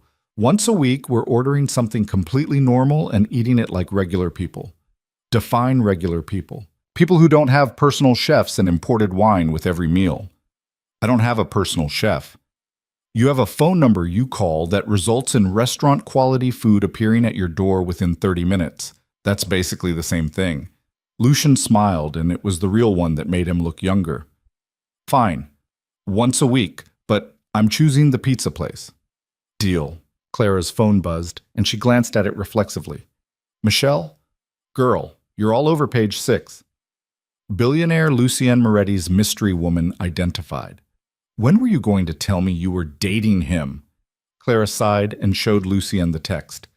"You should probably tell your friends," he said, "before they find out from the internet." "I should probably tell my family, too." Clara thought about her parents seeing those photos, about Danny calling with 1,000 questions. "This is going to be a fun conversation. Want me there when you do it? You want to be on the phone when I tell my mother I'm dating a billionaire I met less than a week ago? I've handled hostile negotiations with foreign governments. How bad could your mother be?" Clara laughed so hard she nearly choked on her water. "You have no idea what you're offering." But he was serious, she realized. Actually offering to face her family with her, to stand beside her through the awkward explanations and inevitable judgment. Marcus had never even met her parents, had always found excuses to avoid family gatherings, had made it clear that her family was her problem, not his. "Thank you," Clara said quietly, "but I should probably do this one alone, at least at first." "Okay, but the offer stands." They went back to work, and Clara tried not to think about the fact that somewhere online, people were probably picking apart her life, her clothes, her face, looking for reasons she wasn't good enough for Lucien Moretti. At 5 o'clock, Gregory Chen appeared with a stack of papers that required Lucian's signature. He nodded at Clara with professional courtesy, but didn't comment on her presence, which she appreciated. "Isabel's lawyer sent over their demands," Gregory said, setting down a folder. "It's ambitious." "How ambitious?" "She wants an additional $15 million and a percentage of the Apex Foundation proceeds." Lucian's laugh was cold. "She wants a percentage of a nonprofit foundation. Is she actually that stupid, or is her lawyer just terrible?" "Both, probably." Gregory flipped open the folder. "I've drafted a response that basically amounts to go to hell, but in more legal language. Want me to send it?" "Yes."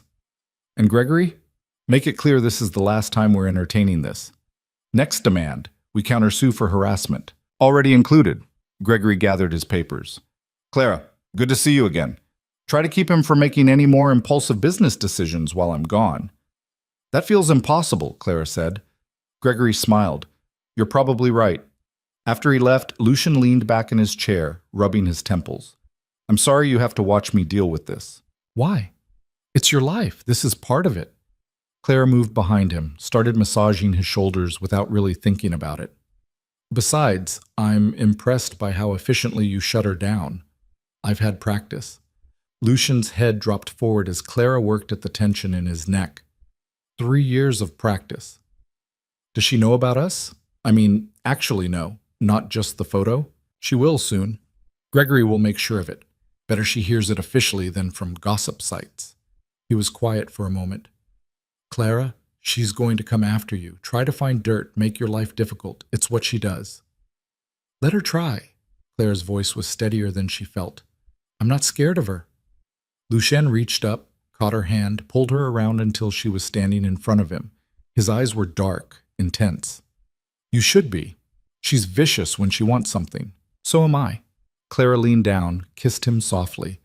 "And unlike her, I actually care about you. Not your money, not your connections. You." Something in Lucian's expression cracked open, vulnerable in a way she'd never seen. "How are you real?" "I'm not sure I am. This whole week feels like a fever dream." "Good fever dream or bad?" Clara pretended to think about it. Undecided. Ask me again when I'm not all over the internet. Lucien pulled her down onto his lap, and Clara went willingly, settling against him like they'd done this 1,000 times instead of just twice. His arms came around her, solid and certain, and she let herself lean into it. I need to tell you something, Lucien said against her hair. Clara's stomach tightened. Okay, this thing with us, it's not casual for me. I don't do casual, never have. His voice was low, serious. So if you're looking for something temporary, something easy, you should tell me now. Clara pulled back to look at him. Do I seem like someone who does anything casually? No, but I needed to make sure we're on the same page. We're on the same page. Clara traced the line of his jaw. Lucien, I don't know where this is going. I don't know if it's going to work or implode spectacularly, but I know I want to find out. Even with all the complications? Especially with all the complications. She smiled. I'm apparently attracted to difficult men with control issues and complicated pasts. Lucky me. Very lucky you. Lucien kissed her again, slower this time, thorough in a way that made Clara's brain short-circuit. When they finally broke apart, both breathing hard, he said, Stay tonight. It wasn't a question, but Clara heard the uncertainty underneath. Okay? I'll have Vincent pick up anything you need from your apartment. I can go get it myself. Clara, Lucien's voice was firm. Until we know who took that photo and why, I want you somewhere safe. Here, where I have security. Please. The please did it. Clara nodded. Okay. Vincent was dispatched with her keys and a list of items, and Clara tried not to feel weird about Lucien's bodyguard going through her apartment. At least it was clean. They ordered dinner, Chinese food, which Lucien insisted was normal enough, even though it came from a place that probably had a Michelin star, and ate sitting on the floor of his living room because Clara refused to use the formal dining table for takeout. This is strange, Lucien said, looking at his position on the hardwood like he'd never seen floor before. This is normal. Get used to it. I'm beginning to think your definition of normal and mine are very different. That's because you've forgotten what normal looks like. Clara pointed her chopsticks at him. When's the last time you did something just for fun? Not for business, not for networking. Just because you wanted to. Lucien thought about it, kept thinking. I don't know. That's sad. That's efficient. That's lonely. Clara said it gently, but she watched him flinch anyway. Lucien, you can have success and a life. They're not mutually exclusive. They have been for me. Then we're changing that. Clara stood, pulled him up with her. Come on. Where are we going? You'll see. She led him to the windows, to the view of Central Park lit up below, and pulled out her phone. Found a playlist of music she'd made years ago, stuff that was just for her, for when the world felt too heavy. What are you doing? Lucien asked. Teaching you how to be normal. Clara held out her hand. Dance with me. Clara, no business talk, no strategy, just 3 minutes of being two people who like each other. She smiled. Please? Lucien took her hand, pulled her close, and they swayed to music that was too loud and too pop for his elegant apartment. He was stiff at first, uncomfortable, but Clara kept moving, and eventually she felt him relax, felt his arms tighten around her waist. This is ridiculous, he said. This is nice. I don't dance. You're dancing right now. Lucien laughed, and the sound was so genuine it made Clara's chest ache. I suppose I am. They danced through 3 songs, then 4, until the playlist shifted to something slower, and Lucien pulled her closer, his cheek against her hair. Thank you, he said quietly. For what? For reminding me what this feels like. Being with someone who wants me to be happy instead of useful. Clara's throat tightened. Lucien, I mean it. I've spent so long being what everyone needed. My father's son, my investor's success story, Isabel's bank account. I forgot what it felt like to just be myself. He pulled back to look at her. You make me want to be myself. The version who dances in his living room and eats takeout on the floor. That version of you is better, Clara said. More real. More real, he repeated, like he was testing the words. I like that. They stayed like that, swaying gently, until Clara's phone buzzed with a text from Vincent. Items retrieved. waiting downstairs. Lucien went down to meet him while Clara explored his apartment. The bedroom was as impersonal as the rest, expensive furniture, neutral colors, nothing that suggested anyone actually slept there. But the bathroom was enormous, with a shower that had 6 different heads and a tub that could fit 4 people. Vincent had packed her an overnight bag with surprising competence: pajamas, toiletries, tomorrow's clothes all neatly folded. Clara changed and washed her face, and when she came out, Lucien was sitting on the bed looking at his phone with an expression that made her nervous. "What's wrong?" He held up the phone. Another photo, this one of them at his father's house. Going inside together, Lucien's hand on her back. "Someone's following us," Clara said, her blood going cold. "Or someone's paying attention." Lucien's jaw was tight. "I'm having Vincent run the accounts that posted these. Find out who's behind them." "You think it's Isabel?" "I think it's someone who wants something from me, and they're using you to get leverage." He set down the phone, pulled Clara onto the bed beside him. "I'm not going to let anything happen to you. I can take care of myself. I know you can. But you shouldn't have to." Lucien's hand found hers, threaded their fingers together. "Clara, I need you to promise me something." "What?" "If this gets dangerous, if whoever's doing this escalates, you'll let me handle it. You'll trust me to keep you safe." Clara wanted to argue, to insist on her independence. But she looked at the tension in his shoulders, the genuine fear in his eyes, and realized this mattered to him in a way that went deeper than control. "I promise," she said, "but you have to promise me something too." "What?" "Promise you'll tell me the truth. All of it, no matter how bad it is." Clara squeezed his hand.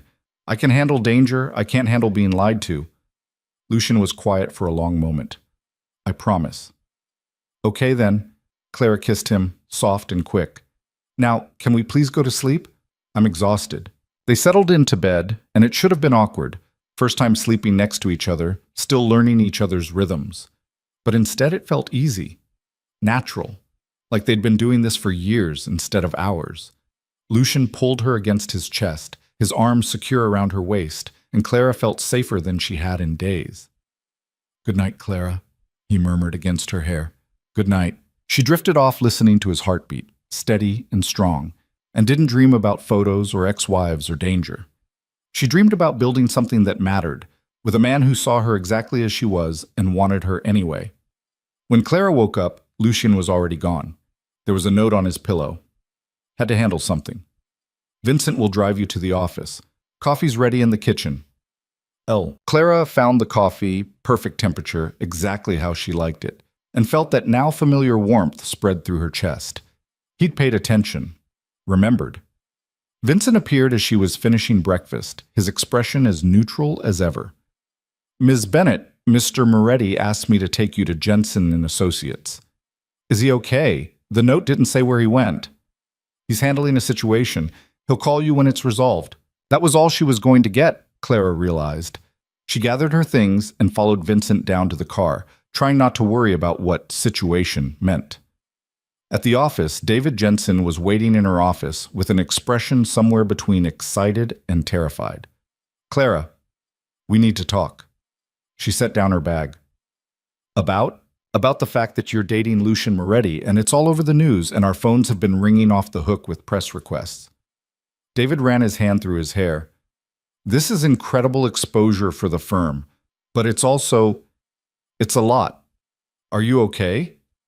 Clara thought about the photos, about Isabel's lawyer, about someone following her and Lucien around the city. "I'm fine, it's just noise." "Clara, this isn't just noise. This is page 6, the Post. 3 different business journals. People are fascinated." David leaned forward. "Which means we need to be very careful. Any misstep reflects on the firm." Something cold settled in Clara's stomach. "Are you asking me to end things with him?" No, of course not. I'm just..." David stopped, regrouped. "I'm saying be smart, be careful, and maybe consider having the firm's PR team help you manage the attention." "I don't need a PR team to date someone." "You do when that someone is Lucien Moretti." David's voice softened. "Clara, I'm on your side, but you need to understand what you're walking into. This isn't going to go away." Clara knew he was right, knew this was just the beginning. "I understand. and I appreciate the concern, but I can handle this. Okay, David stood. Just know I'm here if you need anything. And Clara, congratulations. He seems like a good man. After he left, Clara sat at her desk and tried to focus on work. Tried to ignore the texts from Michelle and the missed calls from her mother, and the email from a journalist asking for comment on her whirlwind romance with Manhattan's most eligible bachelor. Her phone rang. Lucienne. Hey, she answered. Where are you? Dealing with Isabel. His voice was tight. She showed up at my office this morning demanding to talk. Had to have security remove her. Clara's hand tightened on the phone. Is she okay? She's fine. Dramatic, but fine. Lucian sighed. Clara, she knows about you. About us. And she's threatening to go to the press with stories about our marriage unless I increase her settlement. What kind of stories? Lies, mostly. That I was abusive, controlling, that I isolated her from her family. His voice was bitter. None of it's true. But that won't stop her from saying it. Clara felt anger spike through her. Can Gregory stop her? He's trying. But if she goes to the tabloids, they'll print it regardless of truth. They always do. Lucian was quiet for a moment. I'm sorry. This is exactly what I was afraid of. Stop apologizing. This isn't your fault. It's my ex-wife, my past. It's absolutely my fault.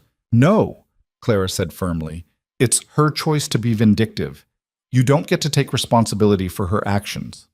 She took a breath. Lucienne, let her talk. If she wants to lie to the press, let her. People who matter will know the truth.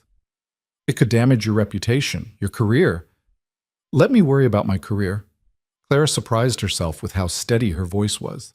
I'm not running because your ex is a nightmare. I'm not running at all. She heard Lucienne exhale, something releasing. You're sure?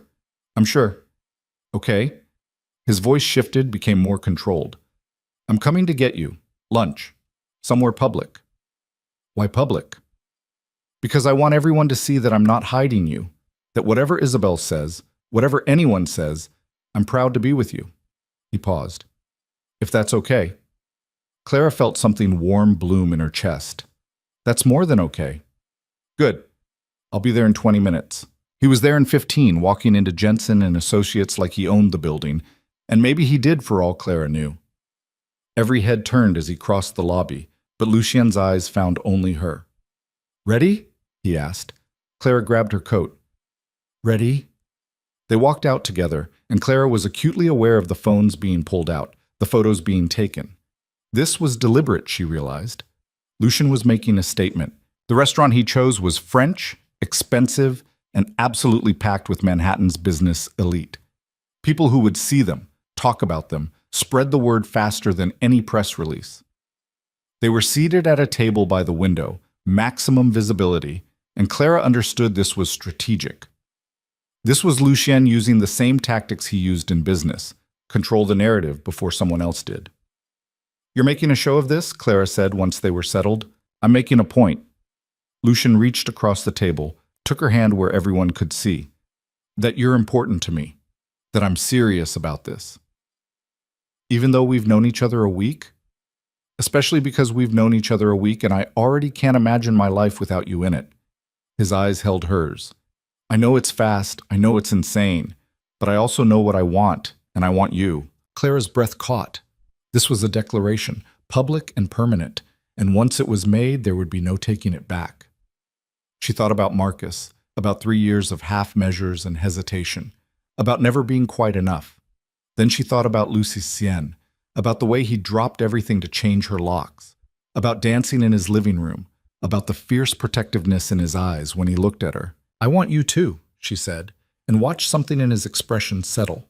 They ordered lunch, talked about the campaign, about Rachel's documentary plans, about anything except the fact that they were being photographed from 6 different angles. And when they left, Lucien kept his hand on her back, kept her close, made it absolutely clear to anyone watching that Clara Bennett was his. The photos hit the internet before they made it back to his car. Clara's phone exploded with notifications, friends, colleagues, strangers commenting on every aspect of her appearance, her expression, her worthiness. She turned off the notifications and leaned her head back against the seat. You okay? Lucian asked. Ask me in a week. Fair. He pulled into traffic. Clara, I need to tell you something else. Her stomach tightened. What? My father wants to see you again. Tonight, if you're willing. Lucien's voice was careful. He's not doing well. The doctors say he has maybe a month. He wants to meet the woman who made me remember how to be human. Clara's throat went tight. Of course I'll come. You're sure? It's not going to be easy. He's sick, and he's mean when he's sick. And, Lucien. Clara reached over, took his hand. I want to be there. For you and for him. Something in Lucien's expression cracked, vulnerable and grateful. Thank you. They drove to Brooklyn in comfortable silence, and Clara tried to prepare herself for what was coming. She'd seen terminal illness before with Danny, knew how it stripped away pretense, left only the raw truth of who people really were. Antonio looked worse than he had 3 days ago. Thinner, grayer, like the illness was eating him from the inside. But his eyes were still sharp when they landed on Clara. You came back, he said, his voice rough. Smart girl. Most people run when they see how bad it gets. I'm not most people, Clara said, settling into the chair beside his bed. No, you're not. Antonio looked at Lucien. Leave us. I want to talk to your girl alone. Lucien hesitated. Papa, go. She can handle herself. After Lucien left, Antonio turned his full attention to Clara. He loves you. You know that, right? Clara's breath caught. We've only known each other a week. Time doesn't matter. Not with love. I knew I loved my Juliana the first day I saw her. Married her 3 months later. 52 years we had together before the cancer took her. His eyes were distant. 52 years, and it still wasn't enough. I'm sorry for your loss. Don't be sorry. Be smart. Antonio leaned forward with effort. My son, he's built walls so high nothing gets through. Protects himself from everyone. But you got through. And that scares him more than anything he's ever faced. Why are you telling me this? Because he's going to push you away. When things get hard, when the past comes back, he's going to tell himself you're better off without him. Antonio's gaze was intense. Don't let him. Fight for him. He needs someone who'll fight. Clara felt tears press behind her eyes. I will. Good. Antonio settled back, satisfied. Now tell me about this campaign you're building. Lucien says it's going to change everything. They talked until Antonio's energy faded, until his words started slurring with exhaustion. Lucien appeared in the doorway, and Clara stood to leave. Clara, Antonio called as she reached the door. Welcome to the family, such as it is. Clara's chest went tight with emotion. Thank you. In the car, Lucien was quiet. He likes you, he said finally. I like him too. He's never said that to anyone. Welcome to the family. Lucien's voice was rough. Not even to Isabel. Clara took his hand, held tight. I'm honored. He's dying. I know. And I don't know how to... Lucien stopped, his jaw working. I don't know how to do this. How to lose him. Clara shifted closer, wrapped her arms around him. You don't have to know. You just have to be there. And I'll be there with you. Lucien held her like she was the only solid thing in a world that was falling apart, and Clara held him back just as tight. Because this was what love looked like, she realized. Not the easy parts, not the romantic gestures, but this. Showing up when things hurt, staying when it would be easier to run. And she wasn't running, not now, not ever. The headlines hit the next morning like a bomb going off. Clara woke up to her phone vibrating so hard it fell off Lucien's nightstand, and when she grabbed it, Michelle's text filled the screen. Do not look at the internet. I repeat, do not look. Clara looked anyway. Moretti's new girlfriend, gold digger or true love, screamed one outlet. Another declared billionaire moves on from supermodel X with unknown PR girl. But the worst one, the one that made Clara's stomach drop, came from a gossip site known for destroying reputations. Sources close to Isabelle Duchamp's reveal Lucien Moretti's dark side. Ex-wife speaks out. Clara clicked through with shaking hands. The article was vicious. Isabelle had given an interview claiming Lucien was controlling, possessive, that he'd monitored her spending and isolated her from friends. that their divorce had been the hardest thing she'd ever survived, and seeing him with someone new brought back all the trauma. There were photos of Isabel looking tearful and vulnerable, contrasted with photos of Clara and Lucien at lunch yesterday. Clara laughing at something he'd said, Lucien's hand possessive on her back. The caption read, "Is Clara Bennett walking into the same nightmare Isabel escaped?" Clara felt sick. "Don't read it." Lucien's voice came from the doorway. He was already dressed, phone in hand, expression darker than she'd ever seen it. "Gregory's already drafting a response." "She's calling you abusive." Claire's voice came out thin. "She's making it sound like you hurt her." "I know what she's doing." Lucien crossed to the bed, took the phone from Clara's hands. "And it's not going to work. People believe this stuff. They're going to think, let them think whatever they want." Lucien's voice was hard. "Anyone who knows me knows it's a lie. Everyone else doesn't matter." But it did matter, Clara thought. It mattered because mud stuck even when it was thrown at the wrong person. It mattered because she could already see the comments piling up, people taking Isabel's side, calling Lucien a monster, and Clara an idiot for getting involved. Her phone rang. Her mother. Clara closed her eyes. "I have to take this." Lucien nodded and stepped out, giving her privacy she wasn't sure she wanted. "Hi, Mom." "Clara Elizabeth Bennett."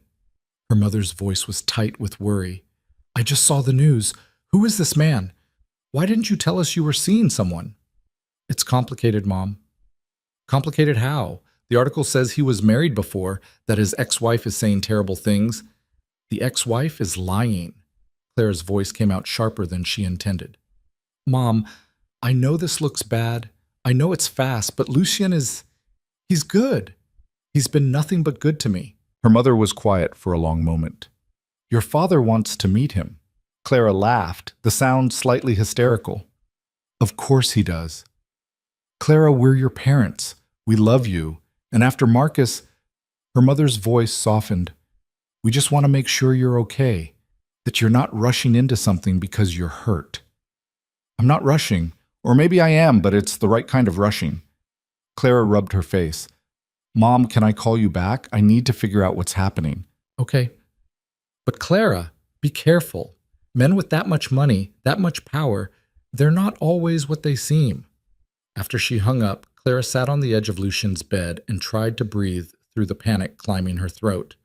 This was a disaster. This was exactly the kind of public nightmare she'd never wanted.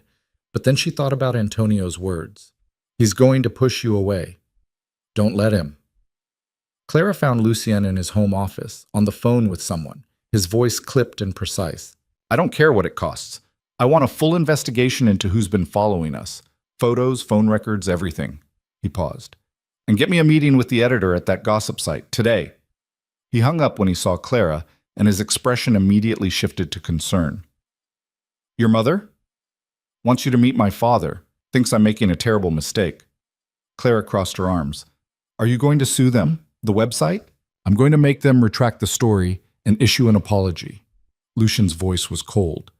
"And then I'm going to make sure they think twice before printing lies about anyone ever again." "That sounds ominous." "That's the point." He moved toward her. "Clara, I told you this would get messy. This is just the beginning." "I know." "So what do you want to do?" Clara looked at him, at the tension in his jaw and the careful distance he was maintaining, like he was preparing for her to walk away, just like his father had predicted. "I want to fight back," she said. Lucien's eyebrows rose slightly. "What? Isabel wants to paint you as a monster? Fine. Let's show everyone who you actually are." Clara's mind was already racing. "The documentary Rachel's making, we move up the timeline. Start filming now. Show you at the clinics with patients, building something that actually matters. Make it impossible for people to believe you're the man Isabel's describing." Something flickered in Lucien's eyes. "That's strategic. It's what you do, right? Control the narrative?" Clara moved closer. "So let's control it, together." Lucien stared at her for a long moment, and then he smiled. Actually, smiled. "You're dangerous." "I'm effective. There's a difference." He pulled her in, kissed her hard. "Call Rachel. Tell her we're moving up production. I want cameras at the Brooklyn clinic by the end of the week." "What about Isabel?" Let Gregory handle Isabel. You and I have work to do. They spent the next 3 days in a controlled frenzy. Rachel flew in from Los Angeles with a small crew, and they descended on the Brooklyn clinic like a military operation. Clara coordinated with patients, secured releases, built shot lists that would tell the story they needed to tell. And Lucien was different on camera than Clara had expected. Not performative, not putting on a show, just genuinely present with every person he talked to. A 7-year-old girl with leukemia who wanted to be a doctor someday. A single mother who'd finally been able to get her son the asthma medication he needed. An elderly veteran whose cancer treatment had been covered by the Foundation's partnership program. Clara watched through the monitor as Lucien sat with them, listened to them, remembered their names and their stories. This was who he actually was, she realized. Not the cold businessman from that first meeting, but this. Someone who'd built an empire so he could use it to help people who'd been overlooked by everyone else. He's good at this, Rachel said, appearing beside Clara. Natural. Most wealthy donors are so uncomfortable around the people they're helping. But him, he actually cares. He does, Clara agreed. And you two. Rachel gestured at the monitor where Lucien had glanced toward Clara, his expression softening almost imperceptibly. That's real. The camera doesn't lie about chemistry like that. Clara felt heat rise in her cheeks. We're trying to keep the personal stuff out of the documentary. Good luck with that, Rachel smiled. Every time he talks about the Foundation's mission, he looks at you, like you're the reason he remembers why it matters. Before Clara could respond, her phone buzzed. Gregory Chen. Need you and Lucien at my office. Now. Isabel escalated. Clara's stomach dropped. She showed Lucien the text, and she watched his whole body go tense. We need to go, he said to Rachel. Can you handle things here? Of course. Go. In the car, Lucien was silent, his jaw tight. Vincent drove with the kind of focused intensity that suggested he knew exactly how bad this was. Gregory's office was in Midtown, all glass and chrome, and the kind of expensive minimalism that screamed power. He was waiting in the conference room with 2 other lawyers Clara didn't recognize and a stack of papers that looked ominous. Isabel filed a lawsuit this morning, Gregory said without preamble. She's suing for defamation based on statements you allegedly made to Clara about their marriage. Clara's blood went cold. What statements? According to her complaint, you told Clara that Isabel was manipulative, a gold digger, and only interested in his money, that you encouraged him to cut her off financially and limit her settlement. Gregory looked at Clara. Did you say any of that? Clara tried to remember exact conversations. Lucien told me about their marriage, that it didn't work out, that she wanted access to his money, but I didn't encourage anything. It doesn't matter, one of the other lawyers said. She's arguing that you've defamed her character and cost her reputation. She's asking for $20 million in damages. That's insane, Clara said. That's strategic, Gregory corrected. She knows we'll settle for less to make this go away, and she's counting on the publicity to pressure us. Lucien's fist hit the table hard enough to make everyone jump. No. Lucien, Gregory started. I said no. We're not settling. We're not paying her another cent, and we're definitely not letting her use Clara as leverage. His voice was deadly calm. File a countersuit. Harassment, extortion, malicious prosecution, whatever applies. I want her destroyed. That could get messy, the other lawyer warned. I don't care how messy it gets. Lucien looked at Gregory. Do it. Gregory nodded slowly. Okay, but Clara, you need to be prepared. This means depositions, potentially testimony. They're going to dig into your life, your relationship with Lucien, everything. Clara felt like she couldn't breathe. This was spiraling out of control so fast she couldn't track it. 2 weeks ago, she'd been planning a gala and trying to fix a dying relationship. Now she was being sued by a billionaire's ex-wife and caught in a legal battle she didn't understand. I need air, she said, standing abruptly. I'm sorry, I need a minute. She made it to the hallway before the tears came, hot and angry and overwhelming. This was too much. This was more than she'd signed up for, more than any sane person would tolerate. Footsteps behind her. Lucien. Don't, she said without turning around. Don't tell me it's going to be okay. I wasn't going to. He moved in front of her, and his expression was raw in a way she'd never seen. Clara, I'm sorry. I'm so sorry you're in this because of me. I'm not in this because of you. I'm in this because your ex-wife is vindictive and cruel. It amounts to the same thing. Lucian's voice was rough. You should walk away, right now, before this gets worse. There it was. The push Antonio had warned her about. Clara wiped her eyes, straightened her spine. No. Clara, I said no. She stepped closer, made him look at her. You think I'm going to run because things got hard? Because your past showed up and made things complicated? This isn't complicated. This is dangerous. She's going to tear apart your life looking for ammunition. Let her look. She won't find anything. Clara's voice was steady now, certain. Lucien, I knew what I was getting into. Maybe not the specifics, but I knew it wouldn't be easy. And I chose it anyway. I chose you. Why? The word came out broken. Why would you choose this? Because you're worth it. Clara reached up, cupped his face. Because you changed my locks without being asked. Because you sat with a 7-year-old cancer patient today and made her laugh. Because you look at me like I'm exactly enough. Her voice softened. Because I love you. Lucian went completely still. What? I love you, Clara repeated, and the words felt true in a way nothing else had in years. I know it's been 2 weeks. I know that's insane. But I don't care. I love you, and I'm not going anywhere. Lucian pulled her in, kissed her desperately like she was oxygen and he'd been drowning. When they broke apart, he was shaking. I love you too, he said against her hair. I've loved you since you walked into that conference room crying and still managed to look like you could take on the world. Clara laughed, the sound wet and happy. That's a terrible meet cute. That's our meet cute. Lucien pulled back to look at her.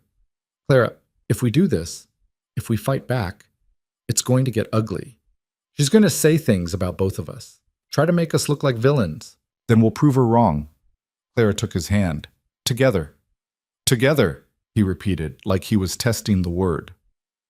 They went back into the conference room, and Clara felt different, steadier, like she'd crossed some invisible line and there was no going back. We're countersuing, Lucian told Gregory, whatever it takes. Gregory nodded, unsurprised. I'll have the papers filed by end of day. But Lucien, Clara, you both need to understand that this is going to be public, very public. Every detail of your relationship is going to be scrutinized. We understand, Clara said before Lucian could. What do we do next? The next week was a blur of legal meetings and strategy sessions. Isabel's lawsuit made headlines, and the internet exploded with opinions. Half the people thought Clara was a homewrecker who'd stolen a married man. The other half thought Isabel was a scorned woman going after her ex's new girlfriend out of jealousy. The truth, as always, was more complicated than either version. Clara's firm was getting calls from reporters wanting comments. Her social media was flooded with messages ranging from supportive to viciously cruel. Someone had dug up photos from her college days and posted them with captions about how she'd always been ambitious in a way that made ambition sound like a crime. And through it all, Marcus kept texting. The messages had started innocuous enough. Hey, saw the news, hope you're okay. But they'd escalated quickly to, you're making a huge mistake, and he's going to destroy you. And finally, 3 days ago, we need to talk.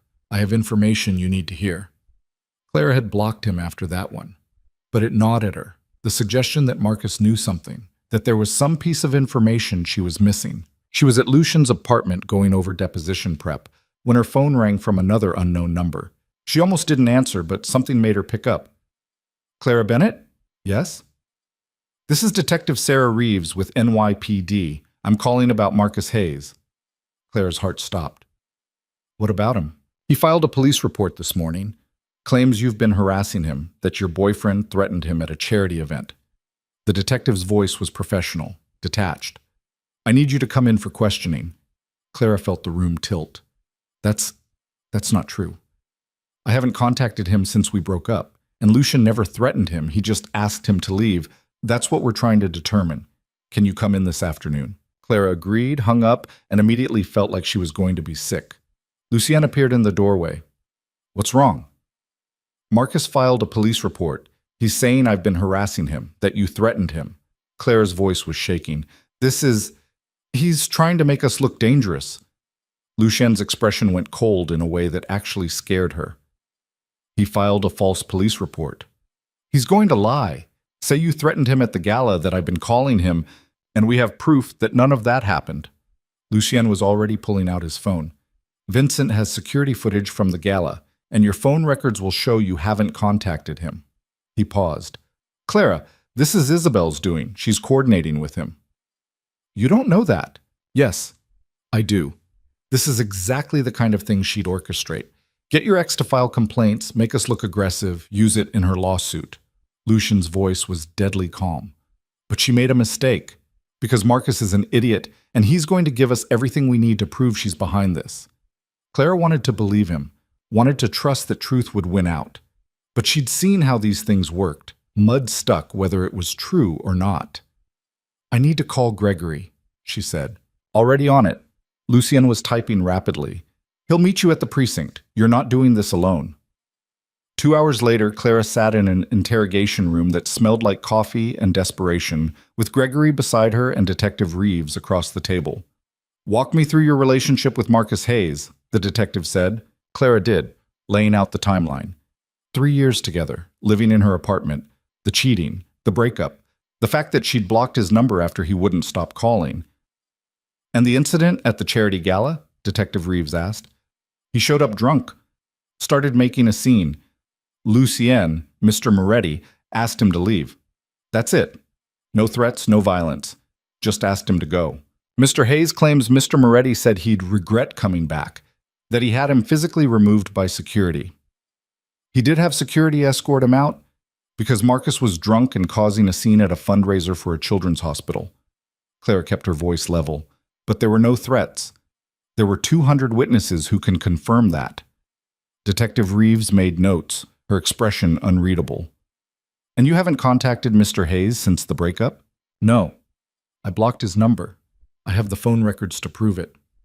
He claims you've been calling from different numbers, showing up at his workplace. Clara felt something snap. That's a lie. I haven't been within a mile of him since I left my apartment, and I've been working 16-hour days on a major campaign. When exactly would I have time to stalk my ex? Gregory touched her arm, a gentle warning. My client has provided a complete timeline of her activities. We have phone records, security footage, witness statements, all of which contradict Mr. Hayes' claims. Detective Reeves leaned back. Miss Bennett, I'm going to be honest with you. This looks like a coordinated attack. The timing of his report, combined with the lawsuit from Mr. Moretti's ex-wife, someone's trying to paint you both in a very specific light. Isabelle Duchamp, Claire said. She's behind this. We can't prove that, yet. The detective closed her notebook. But I'd advise you to be very careful. Document everything.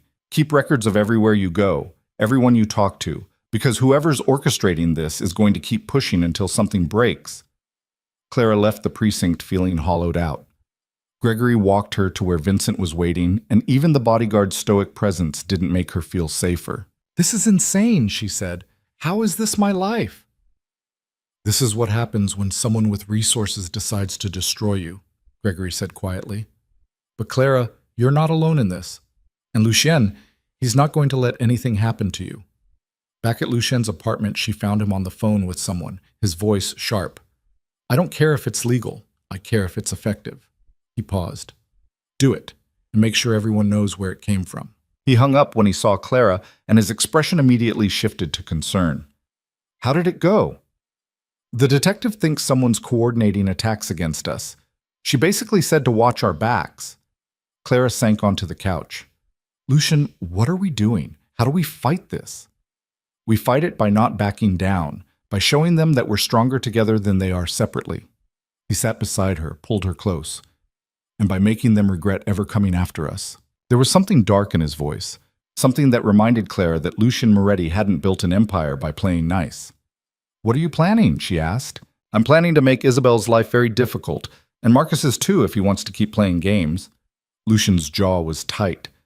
I have investigators looking into who's been following us, who leaked those photos, and I'm having someone audit Isabel's finances, looking for anything that might explain her sudden need for more money. That sounds ruthless. It is. Lucian met her eyes. Clara, I told you I'm not the man I used to be, but I still have access to those methods when I need them. And right now, I need them.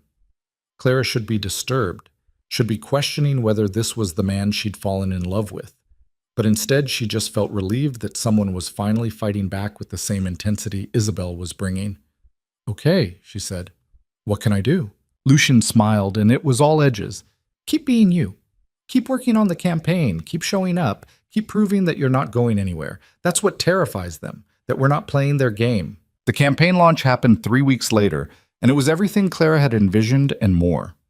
Rachel's documentary preview played to a packed theater of donors, press, and healthcare advocates.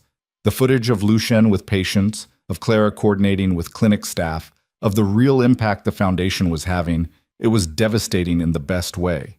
People cried, people applauded, and when the lights came up, Clara saw Isabel in the back row, her expression murderous. Lucien saw her too. Vincent, make sure she leaves quietly. But Isabel was already moving, pushing through the crowd toward them.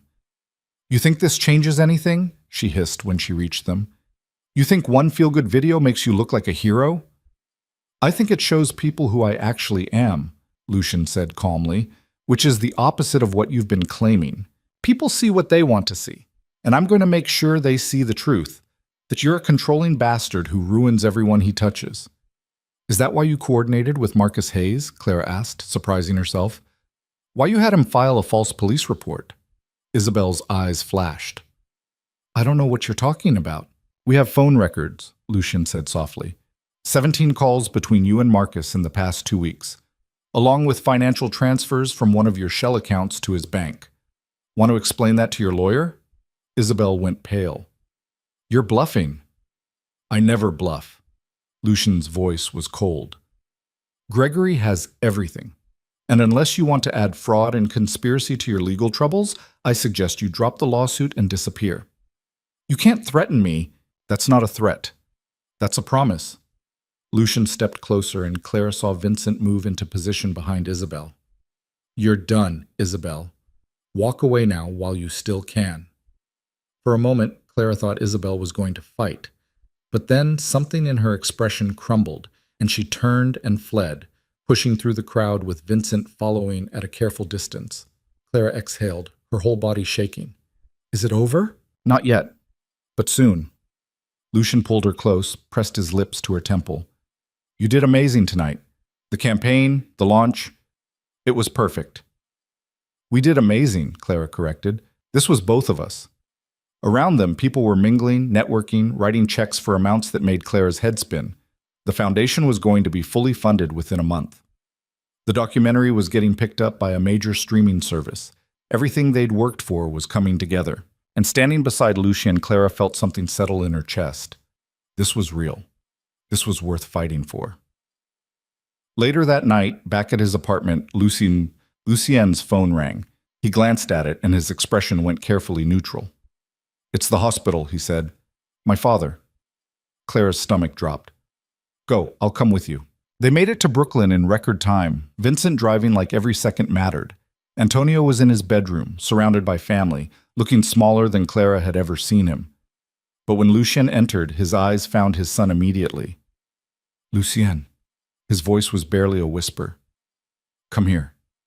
Lucien knelt beside the bed, and Clara saw his hand shake as he took his father's. I'm here, Papa. Good boy. Antonio's breathing was labored. You brought your girl? I'm here, Mr. Moretti, Clara said, moving to stand beside Lucien. Good. Good. Antonio looked between them. You take care of each other. Promise me. We promise, Lucien said, his voice breaking. And Lucien, Antonio's grip tightened. You build something good, something that matters, something your mother would be proud of. I am, Papa, the foundation, not the foundation. Antonio's eyes were intense despite his weakness. Love. You build love. That's what matters. Lucien nodded, unable to speak. Antonio's eyes closed, his breathing evening out. And surrounded by family, by the son who'd tried so hard to be different, Antonio Moretti let go. Clara held Lucien as he broke, as the grief he'd been holding back for months finally crashed through. And she understood that this was what love looked like, Not just the joyful parts, but this too. The pain and the loss and the showing up anyway. The funeral was 3 days later, and half of Brooklyn turned out. People whose names Clara recognized from news stories about organized crime stood beside legitimate businessmen and healthcare workers and patients from the Foundation's clinics. Antonio Moretti had lived in multiple worlds, and they all came to say goodbye. Lucien gave the eulogy, his voice steady despite the tears streaming down his face. He talked about a man who'd come from nothing and built something, who'd made mistakes but also made amends, who'd loved fiercely and protected his family with everything he had. And when it was over, when they laid Antonio to rest beside his wife, Lucien turned to Clara with eyes that looked lost. "I don't know what to do now," he admitted. "Now we keep building," Clara said, taking his hand. Just like he asked. Grief, Clara learned, didn't follow a schedule. Some days Lucien was functional, throwing himself into work with an intensity that bordered on manic. Other days he'd sit in his office staring at nothing, unreachable in a way that made her chest ache. The week after the funeral, Marcus escalated. Clara was leaving Jensen and Associates when he appeared, leaning against her car like he had every right to be there. She stopped 10 feet away, her hand already reaching for her phone. "Don't," Marcus said, holding up his hands. "I'm not here to cause trouble. I just want to talk." "We have nothing to talk about." Clara kept her distance, acutely aware that the parking garage was mostly empty.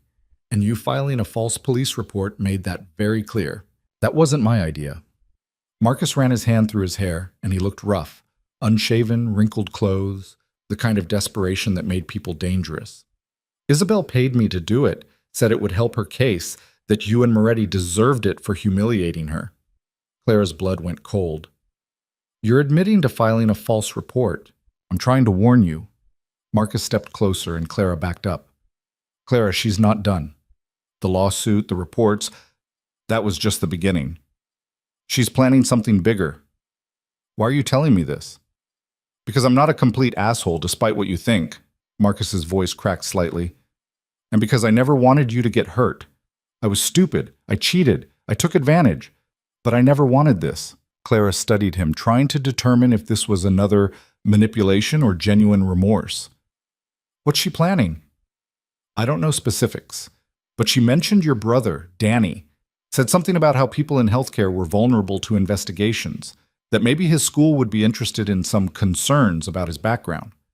Clara felt rage spike through her, so hot it made her dizzy.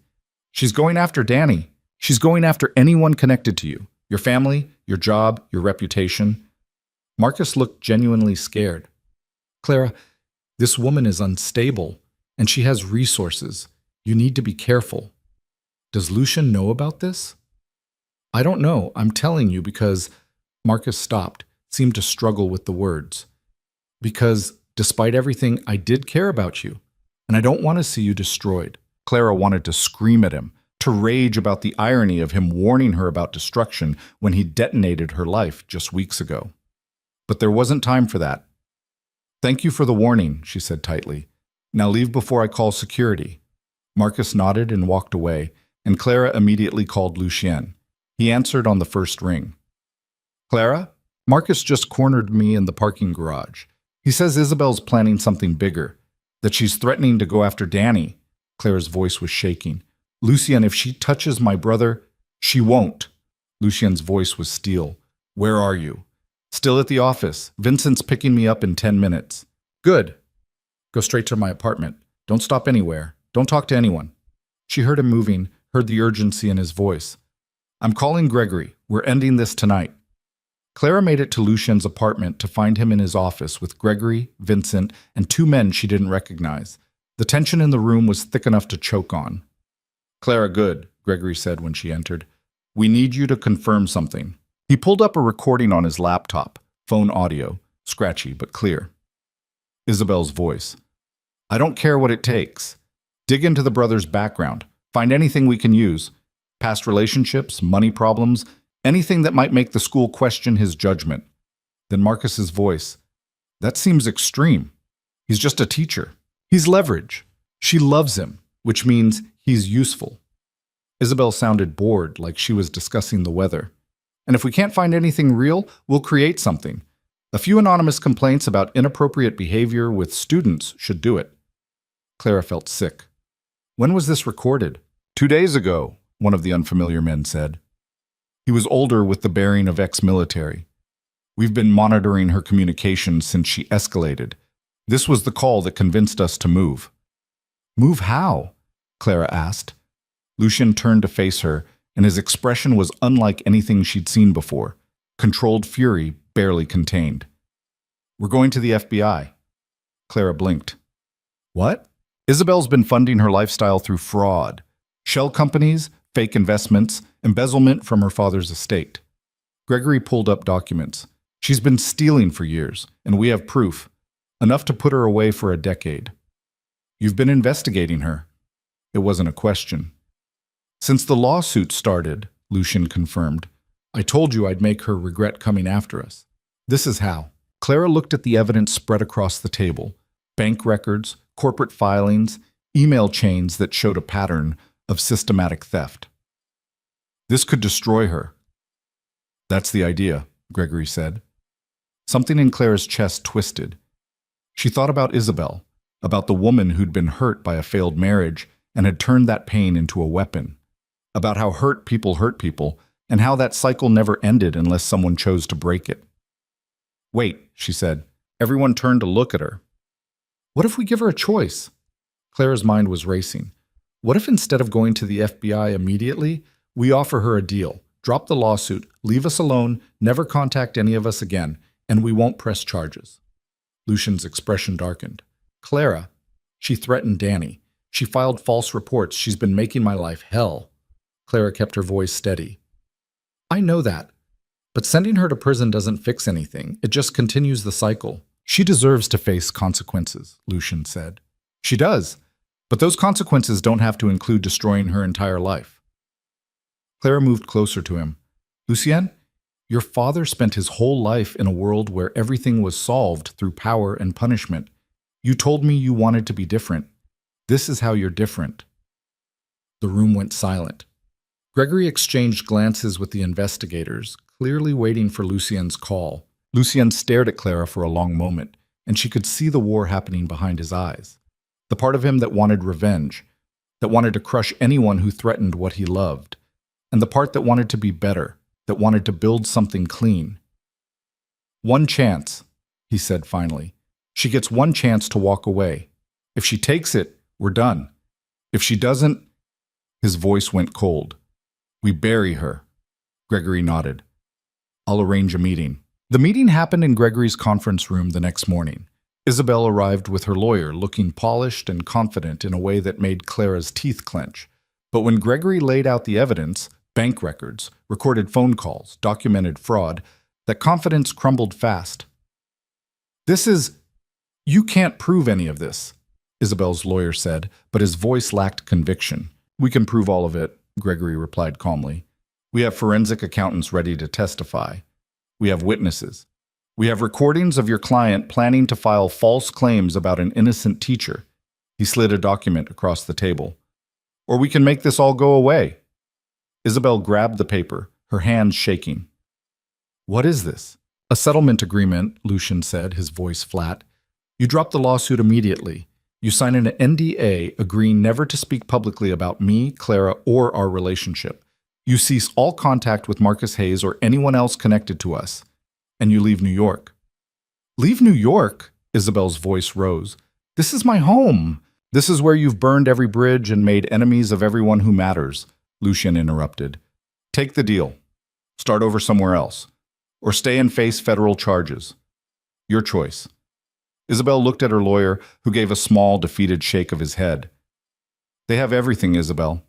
If you fight this, you'll lose.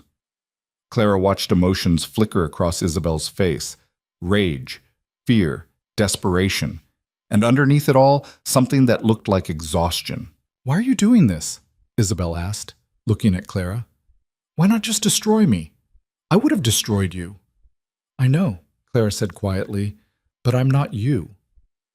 Something in Isabel's expression cracked. She looked at the settlement agreement, at the future it represented, constrained but free, and Clara saw the moment she broke. Where do I sign? 30 minutes later, it was done. Isabel Duchamp signed away her lawsuit, her demands, her presence in their lives. Her lawyer promised she'd be out of New York within a week. As they left the building, Lucian pulled Clara aside. That was the most terrifying thing I've ever watched. What was? You showing mercy to someone who tried to destroy you. His eyes were intense. You're either the bravest person I've ever met or the most naive. Maybe both, Clara said. But Lucienne, she was drowning and taking everyone down with her. Someone had to throw her a rope instead of pushing her under. Lucienne pulled her close, kissed her forehead. You make me want to be better than I am.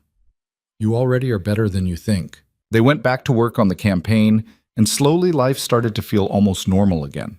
The documentary premiered to rave reviews and was picked up for a full series following the Foundation's work. Donations poured in. The pediatric wing Clara had organized the gala for broke ground 6 weeks ahead of schedule. And Marcus? Marcus sent one final text. I'm sorry for everything. You deserved better. Good luck with your billionaire. Then he was gone, blocked, and deleted from her life for good. Clara's parents came to visit, and her father spent 3 hours interrogating Lucien about his intentions, his business, his past. Lucien answered every question with patient honesty, and by the end of the night, her father was begrudgingly impressed. He's not what I expected, her father said to Clara while Lucien was in the kitchen getting drinks. What did you expect? Someone slick, someone who bought his way into your life. Her father looked at her seriously. But he looks at you like you hung the moon, and he didn't flinch when I asked about his ex-wife or his father's history. I respect that. So you approve? I approve of you being happy. And Clara, you look happier than I've seen you in years. It was true. Despite the chaos, despite the legal battles, and the public scrutiny, Clara felt lighter than she had in as long as she could remember, like she'd finally stopped trying to be what everyone else needed and started being exactly who she was. 3 months after Antonio's funeral, Lucien asked Clara to come to the Brooklyn clinic. They were dedicating the new wing, and he wanted her there for the ceremony. But when she arrived, the clinic was dark. Confused, Clara walked through the empty hallways until she found a single room lit up at the end of the corridor. Inside, Lucien stood surrounded by candles, wearing a suit that looked like he'd gotten it specially made, his expression nervous in a way she'd never seen. What is this? Clara asked, her heart starting to race. This is me being terrified, Lucien said. This is me realizing that I met you 11 weeks ago, and I already can't imagine the rest of my life without you in it. Clara's breath caught. This is me understanding that what we have doesn't make sense on paper. It's too fast, too intense, too complicated. Lucien moved closer. But it's also the most real thing I've ever felt. You walked into my life when I'd forgotten what it felt like to be human. You reminded me that there's more to life than building empires, that love is worth fighting for, that mercy is stronger than revenge. He dropped to one knee, and Clara's vision blurred with tears. Clara Bennett, I know this is insane. I know we've only known each other a few months, but I also know that I want to spend every day for the rest of my life making you laugh, protecting you, building something that matters with you. He pulled out a ring, simple, elegant, perfect. Will you marry me? Clara laughed through her tears, the sound bright and joyful. You're proposing in a hospital clinic? I'm proposing in the place that represents everything we've built together. Healthcare access, real change, the kind of future my mother would have been proud of. Lucien's voice was rough with emotion. This is where it started for me, my purpose. And you gave that purpose meaning again. Clara dropped to her knees in front of him, took his face in her hands. Yes, of course, yes. Lucien's smile was brilliant, transforming his entire face. He slid the ring onto her finger with shaking hands, and then they were kissing and crying and laughing all at once. I love you, Clara said against his mouth. I love you so much, it scares me. Good. I want to scare you. I want to challenge you. I want to build a life with you that's extraordinary. Lucien pulled back to look at her. No more crying from pain, Clara, I promise you that. From now on, if you cry, it's because you're happy. That's a dangerous promise. I keep my promises. The wedding happened 6 months later on the coast of Maine, in a small ceremony surrounded by the people who actually mattered. Clara's family, Lucien's extended relatives who'd flown in from Italy, the patients from the clinic who'd become like family, Rachel with her camera crew documenting everything. Danny walked Clara down the aisle, and she'd never seen her brother cry before, but he was openly weeping by the time he handed her off to Lucien. The vows were simple. Lucien promised to love her fiercely, to build a life worthy of her, to never let her forget how extraordinary she was. Clara promised to challenge him, to keep him human, to stand beside him through whatever came next. When the officiant said, "You may kiss the bride," Lucien pulled her in and kissed her like they were the only two people in the world. The reception was loud and chaotic and perfect. Clara danced with her father, with Danny, with Lucien's Uncle Tony, who'd catered the entire event, and kept crying about how beautiful it was. She watched Lucien laugh with her parents, watched him pick up a 5-year-old cancer patient and spin her around while she squealed with delight. And she thought about that morning 11 months ago when she'd walked in on Marcus and Vanessa, how she'd thought her life was ending, how she'd dragged herself to that meeting with mascara-stained cheeks and a broken heart, expecting nothing, how Lucien had looked at her and asked, "Who made you cry?" That question had changed everything. Later, during the toasts, Michelle stood up with a glass of champagne and a wicked smile. "I've known Clara for 8 years, and in that time, I've watched her build an incredible career, organize events that changed lives, and date a man who was completely wrong for her." She looked at Lucien. "Then you showed up, and suddenly Clara was different, lighter, more herself than I'd ever seen her. So thank you, Lucien Moretti, for seeing what the rest of us always knew, that Clara Bennett is extraordinary, and for being smart enough to build a life with her instead of being intimidated by her." The applause was thunderous. Danny went next, his voice thick with emotion. "When Clara told me she was dating a billionaire she'd known for a week, I thought she'd lost her mind. When she said she was marrying him 6 months later, I was sure of it." He grinned. "But then I met Lucien, and I saw the way he looks at my sister, like she's the answer to every question he's ever asked, like he'd burn down the world for her. That's the kind of love I want someday. So congratulations, you crazy kids. You're either the best decision each other ever made or the most spectacular disaster. I'm betting on the first one." More applause, more tears, and then Lucien stood, pulling Clara up with him. "I wasn't planning to make a speech, but looking around this room, at all of you who've supported us through the absolute chaos of the past year, I need to say something." He turned to Clara, his eyes bright. 11 months ago, I met a woman who walked into a business meeting hours after her life fell apart and still managed to stand tall, who answered an invasive question with brutal honesty because she was too tired to lie, who chose to trust me when she had every reason not to. His voice roughened. "Clara, you saved me. Not from anything external, not from my past or my enemies. You saved me from myself. From the isolated, controlled version of life I'd built where nothing could touch me because I wouldn't let anything in." He took both her hands. "You taught me that vulnerability isn't weakness, that mercy is strength, that building something real with another person is worth more than any empire I could ever create. And I promise you, I will spend the rest of my life making sure you never regret taking a chance on me." Clara was crying again, happy tears just like Lucien had promised.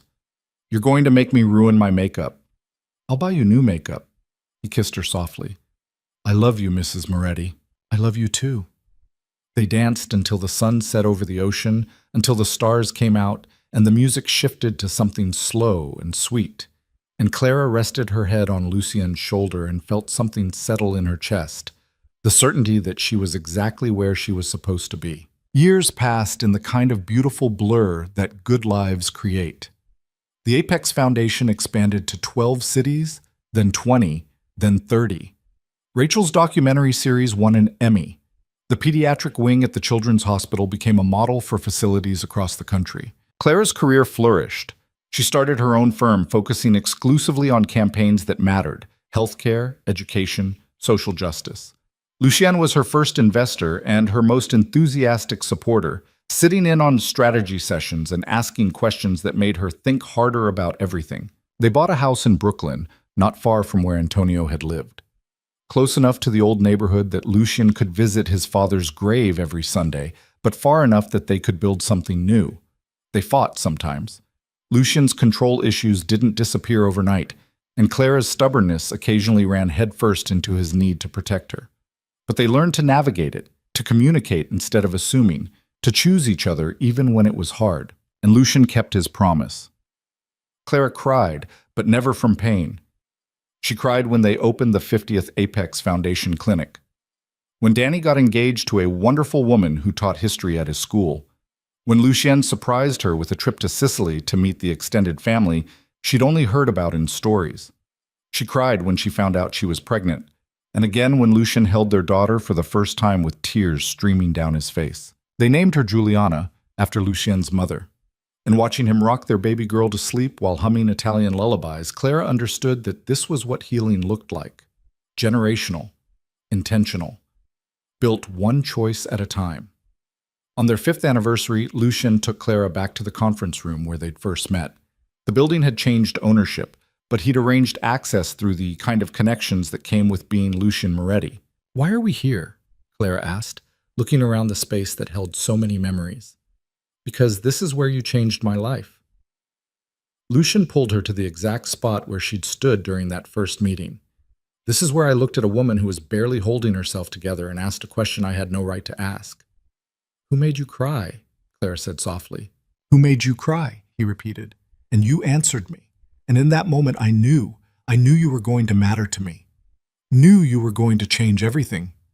Clara thought about that day, about the person she'd been, broken and lost and trying so hard to be strong. "I was a mess. You were magnificent." Lucien pulled her close. "And you still are, every single day." "Even when I'm sleep-deprived and covered in baby spit-up?" "Especially then."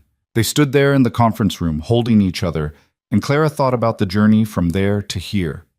About Marcus and Isabel and all the people who'd tried to break them. About Antonio's wisdom and Danny's support and Michelle's unwavering friendship. About the choice to show up, to be vulnerable, to build something real instead of something perfect.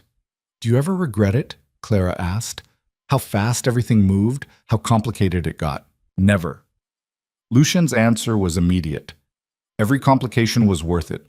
Every challenge made us stronger. "Clara, you are the best thing that ever happened to me. The best decision I ever made. You didn't make me. I made myself." "I know, that's what I love most." He smiled. "You're not someone I created or controlled or shaped into what I wanted.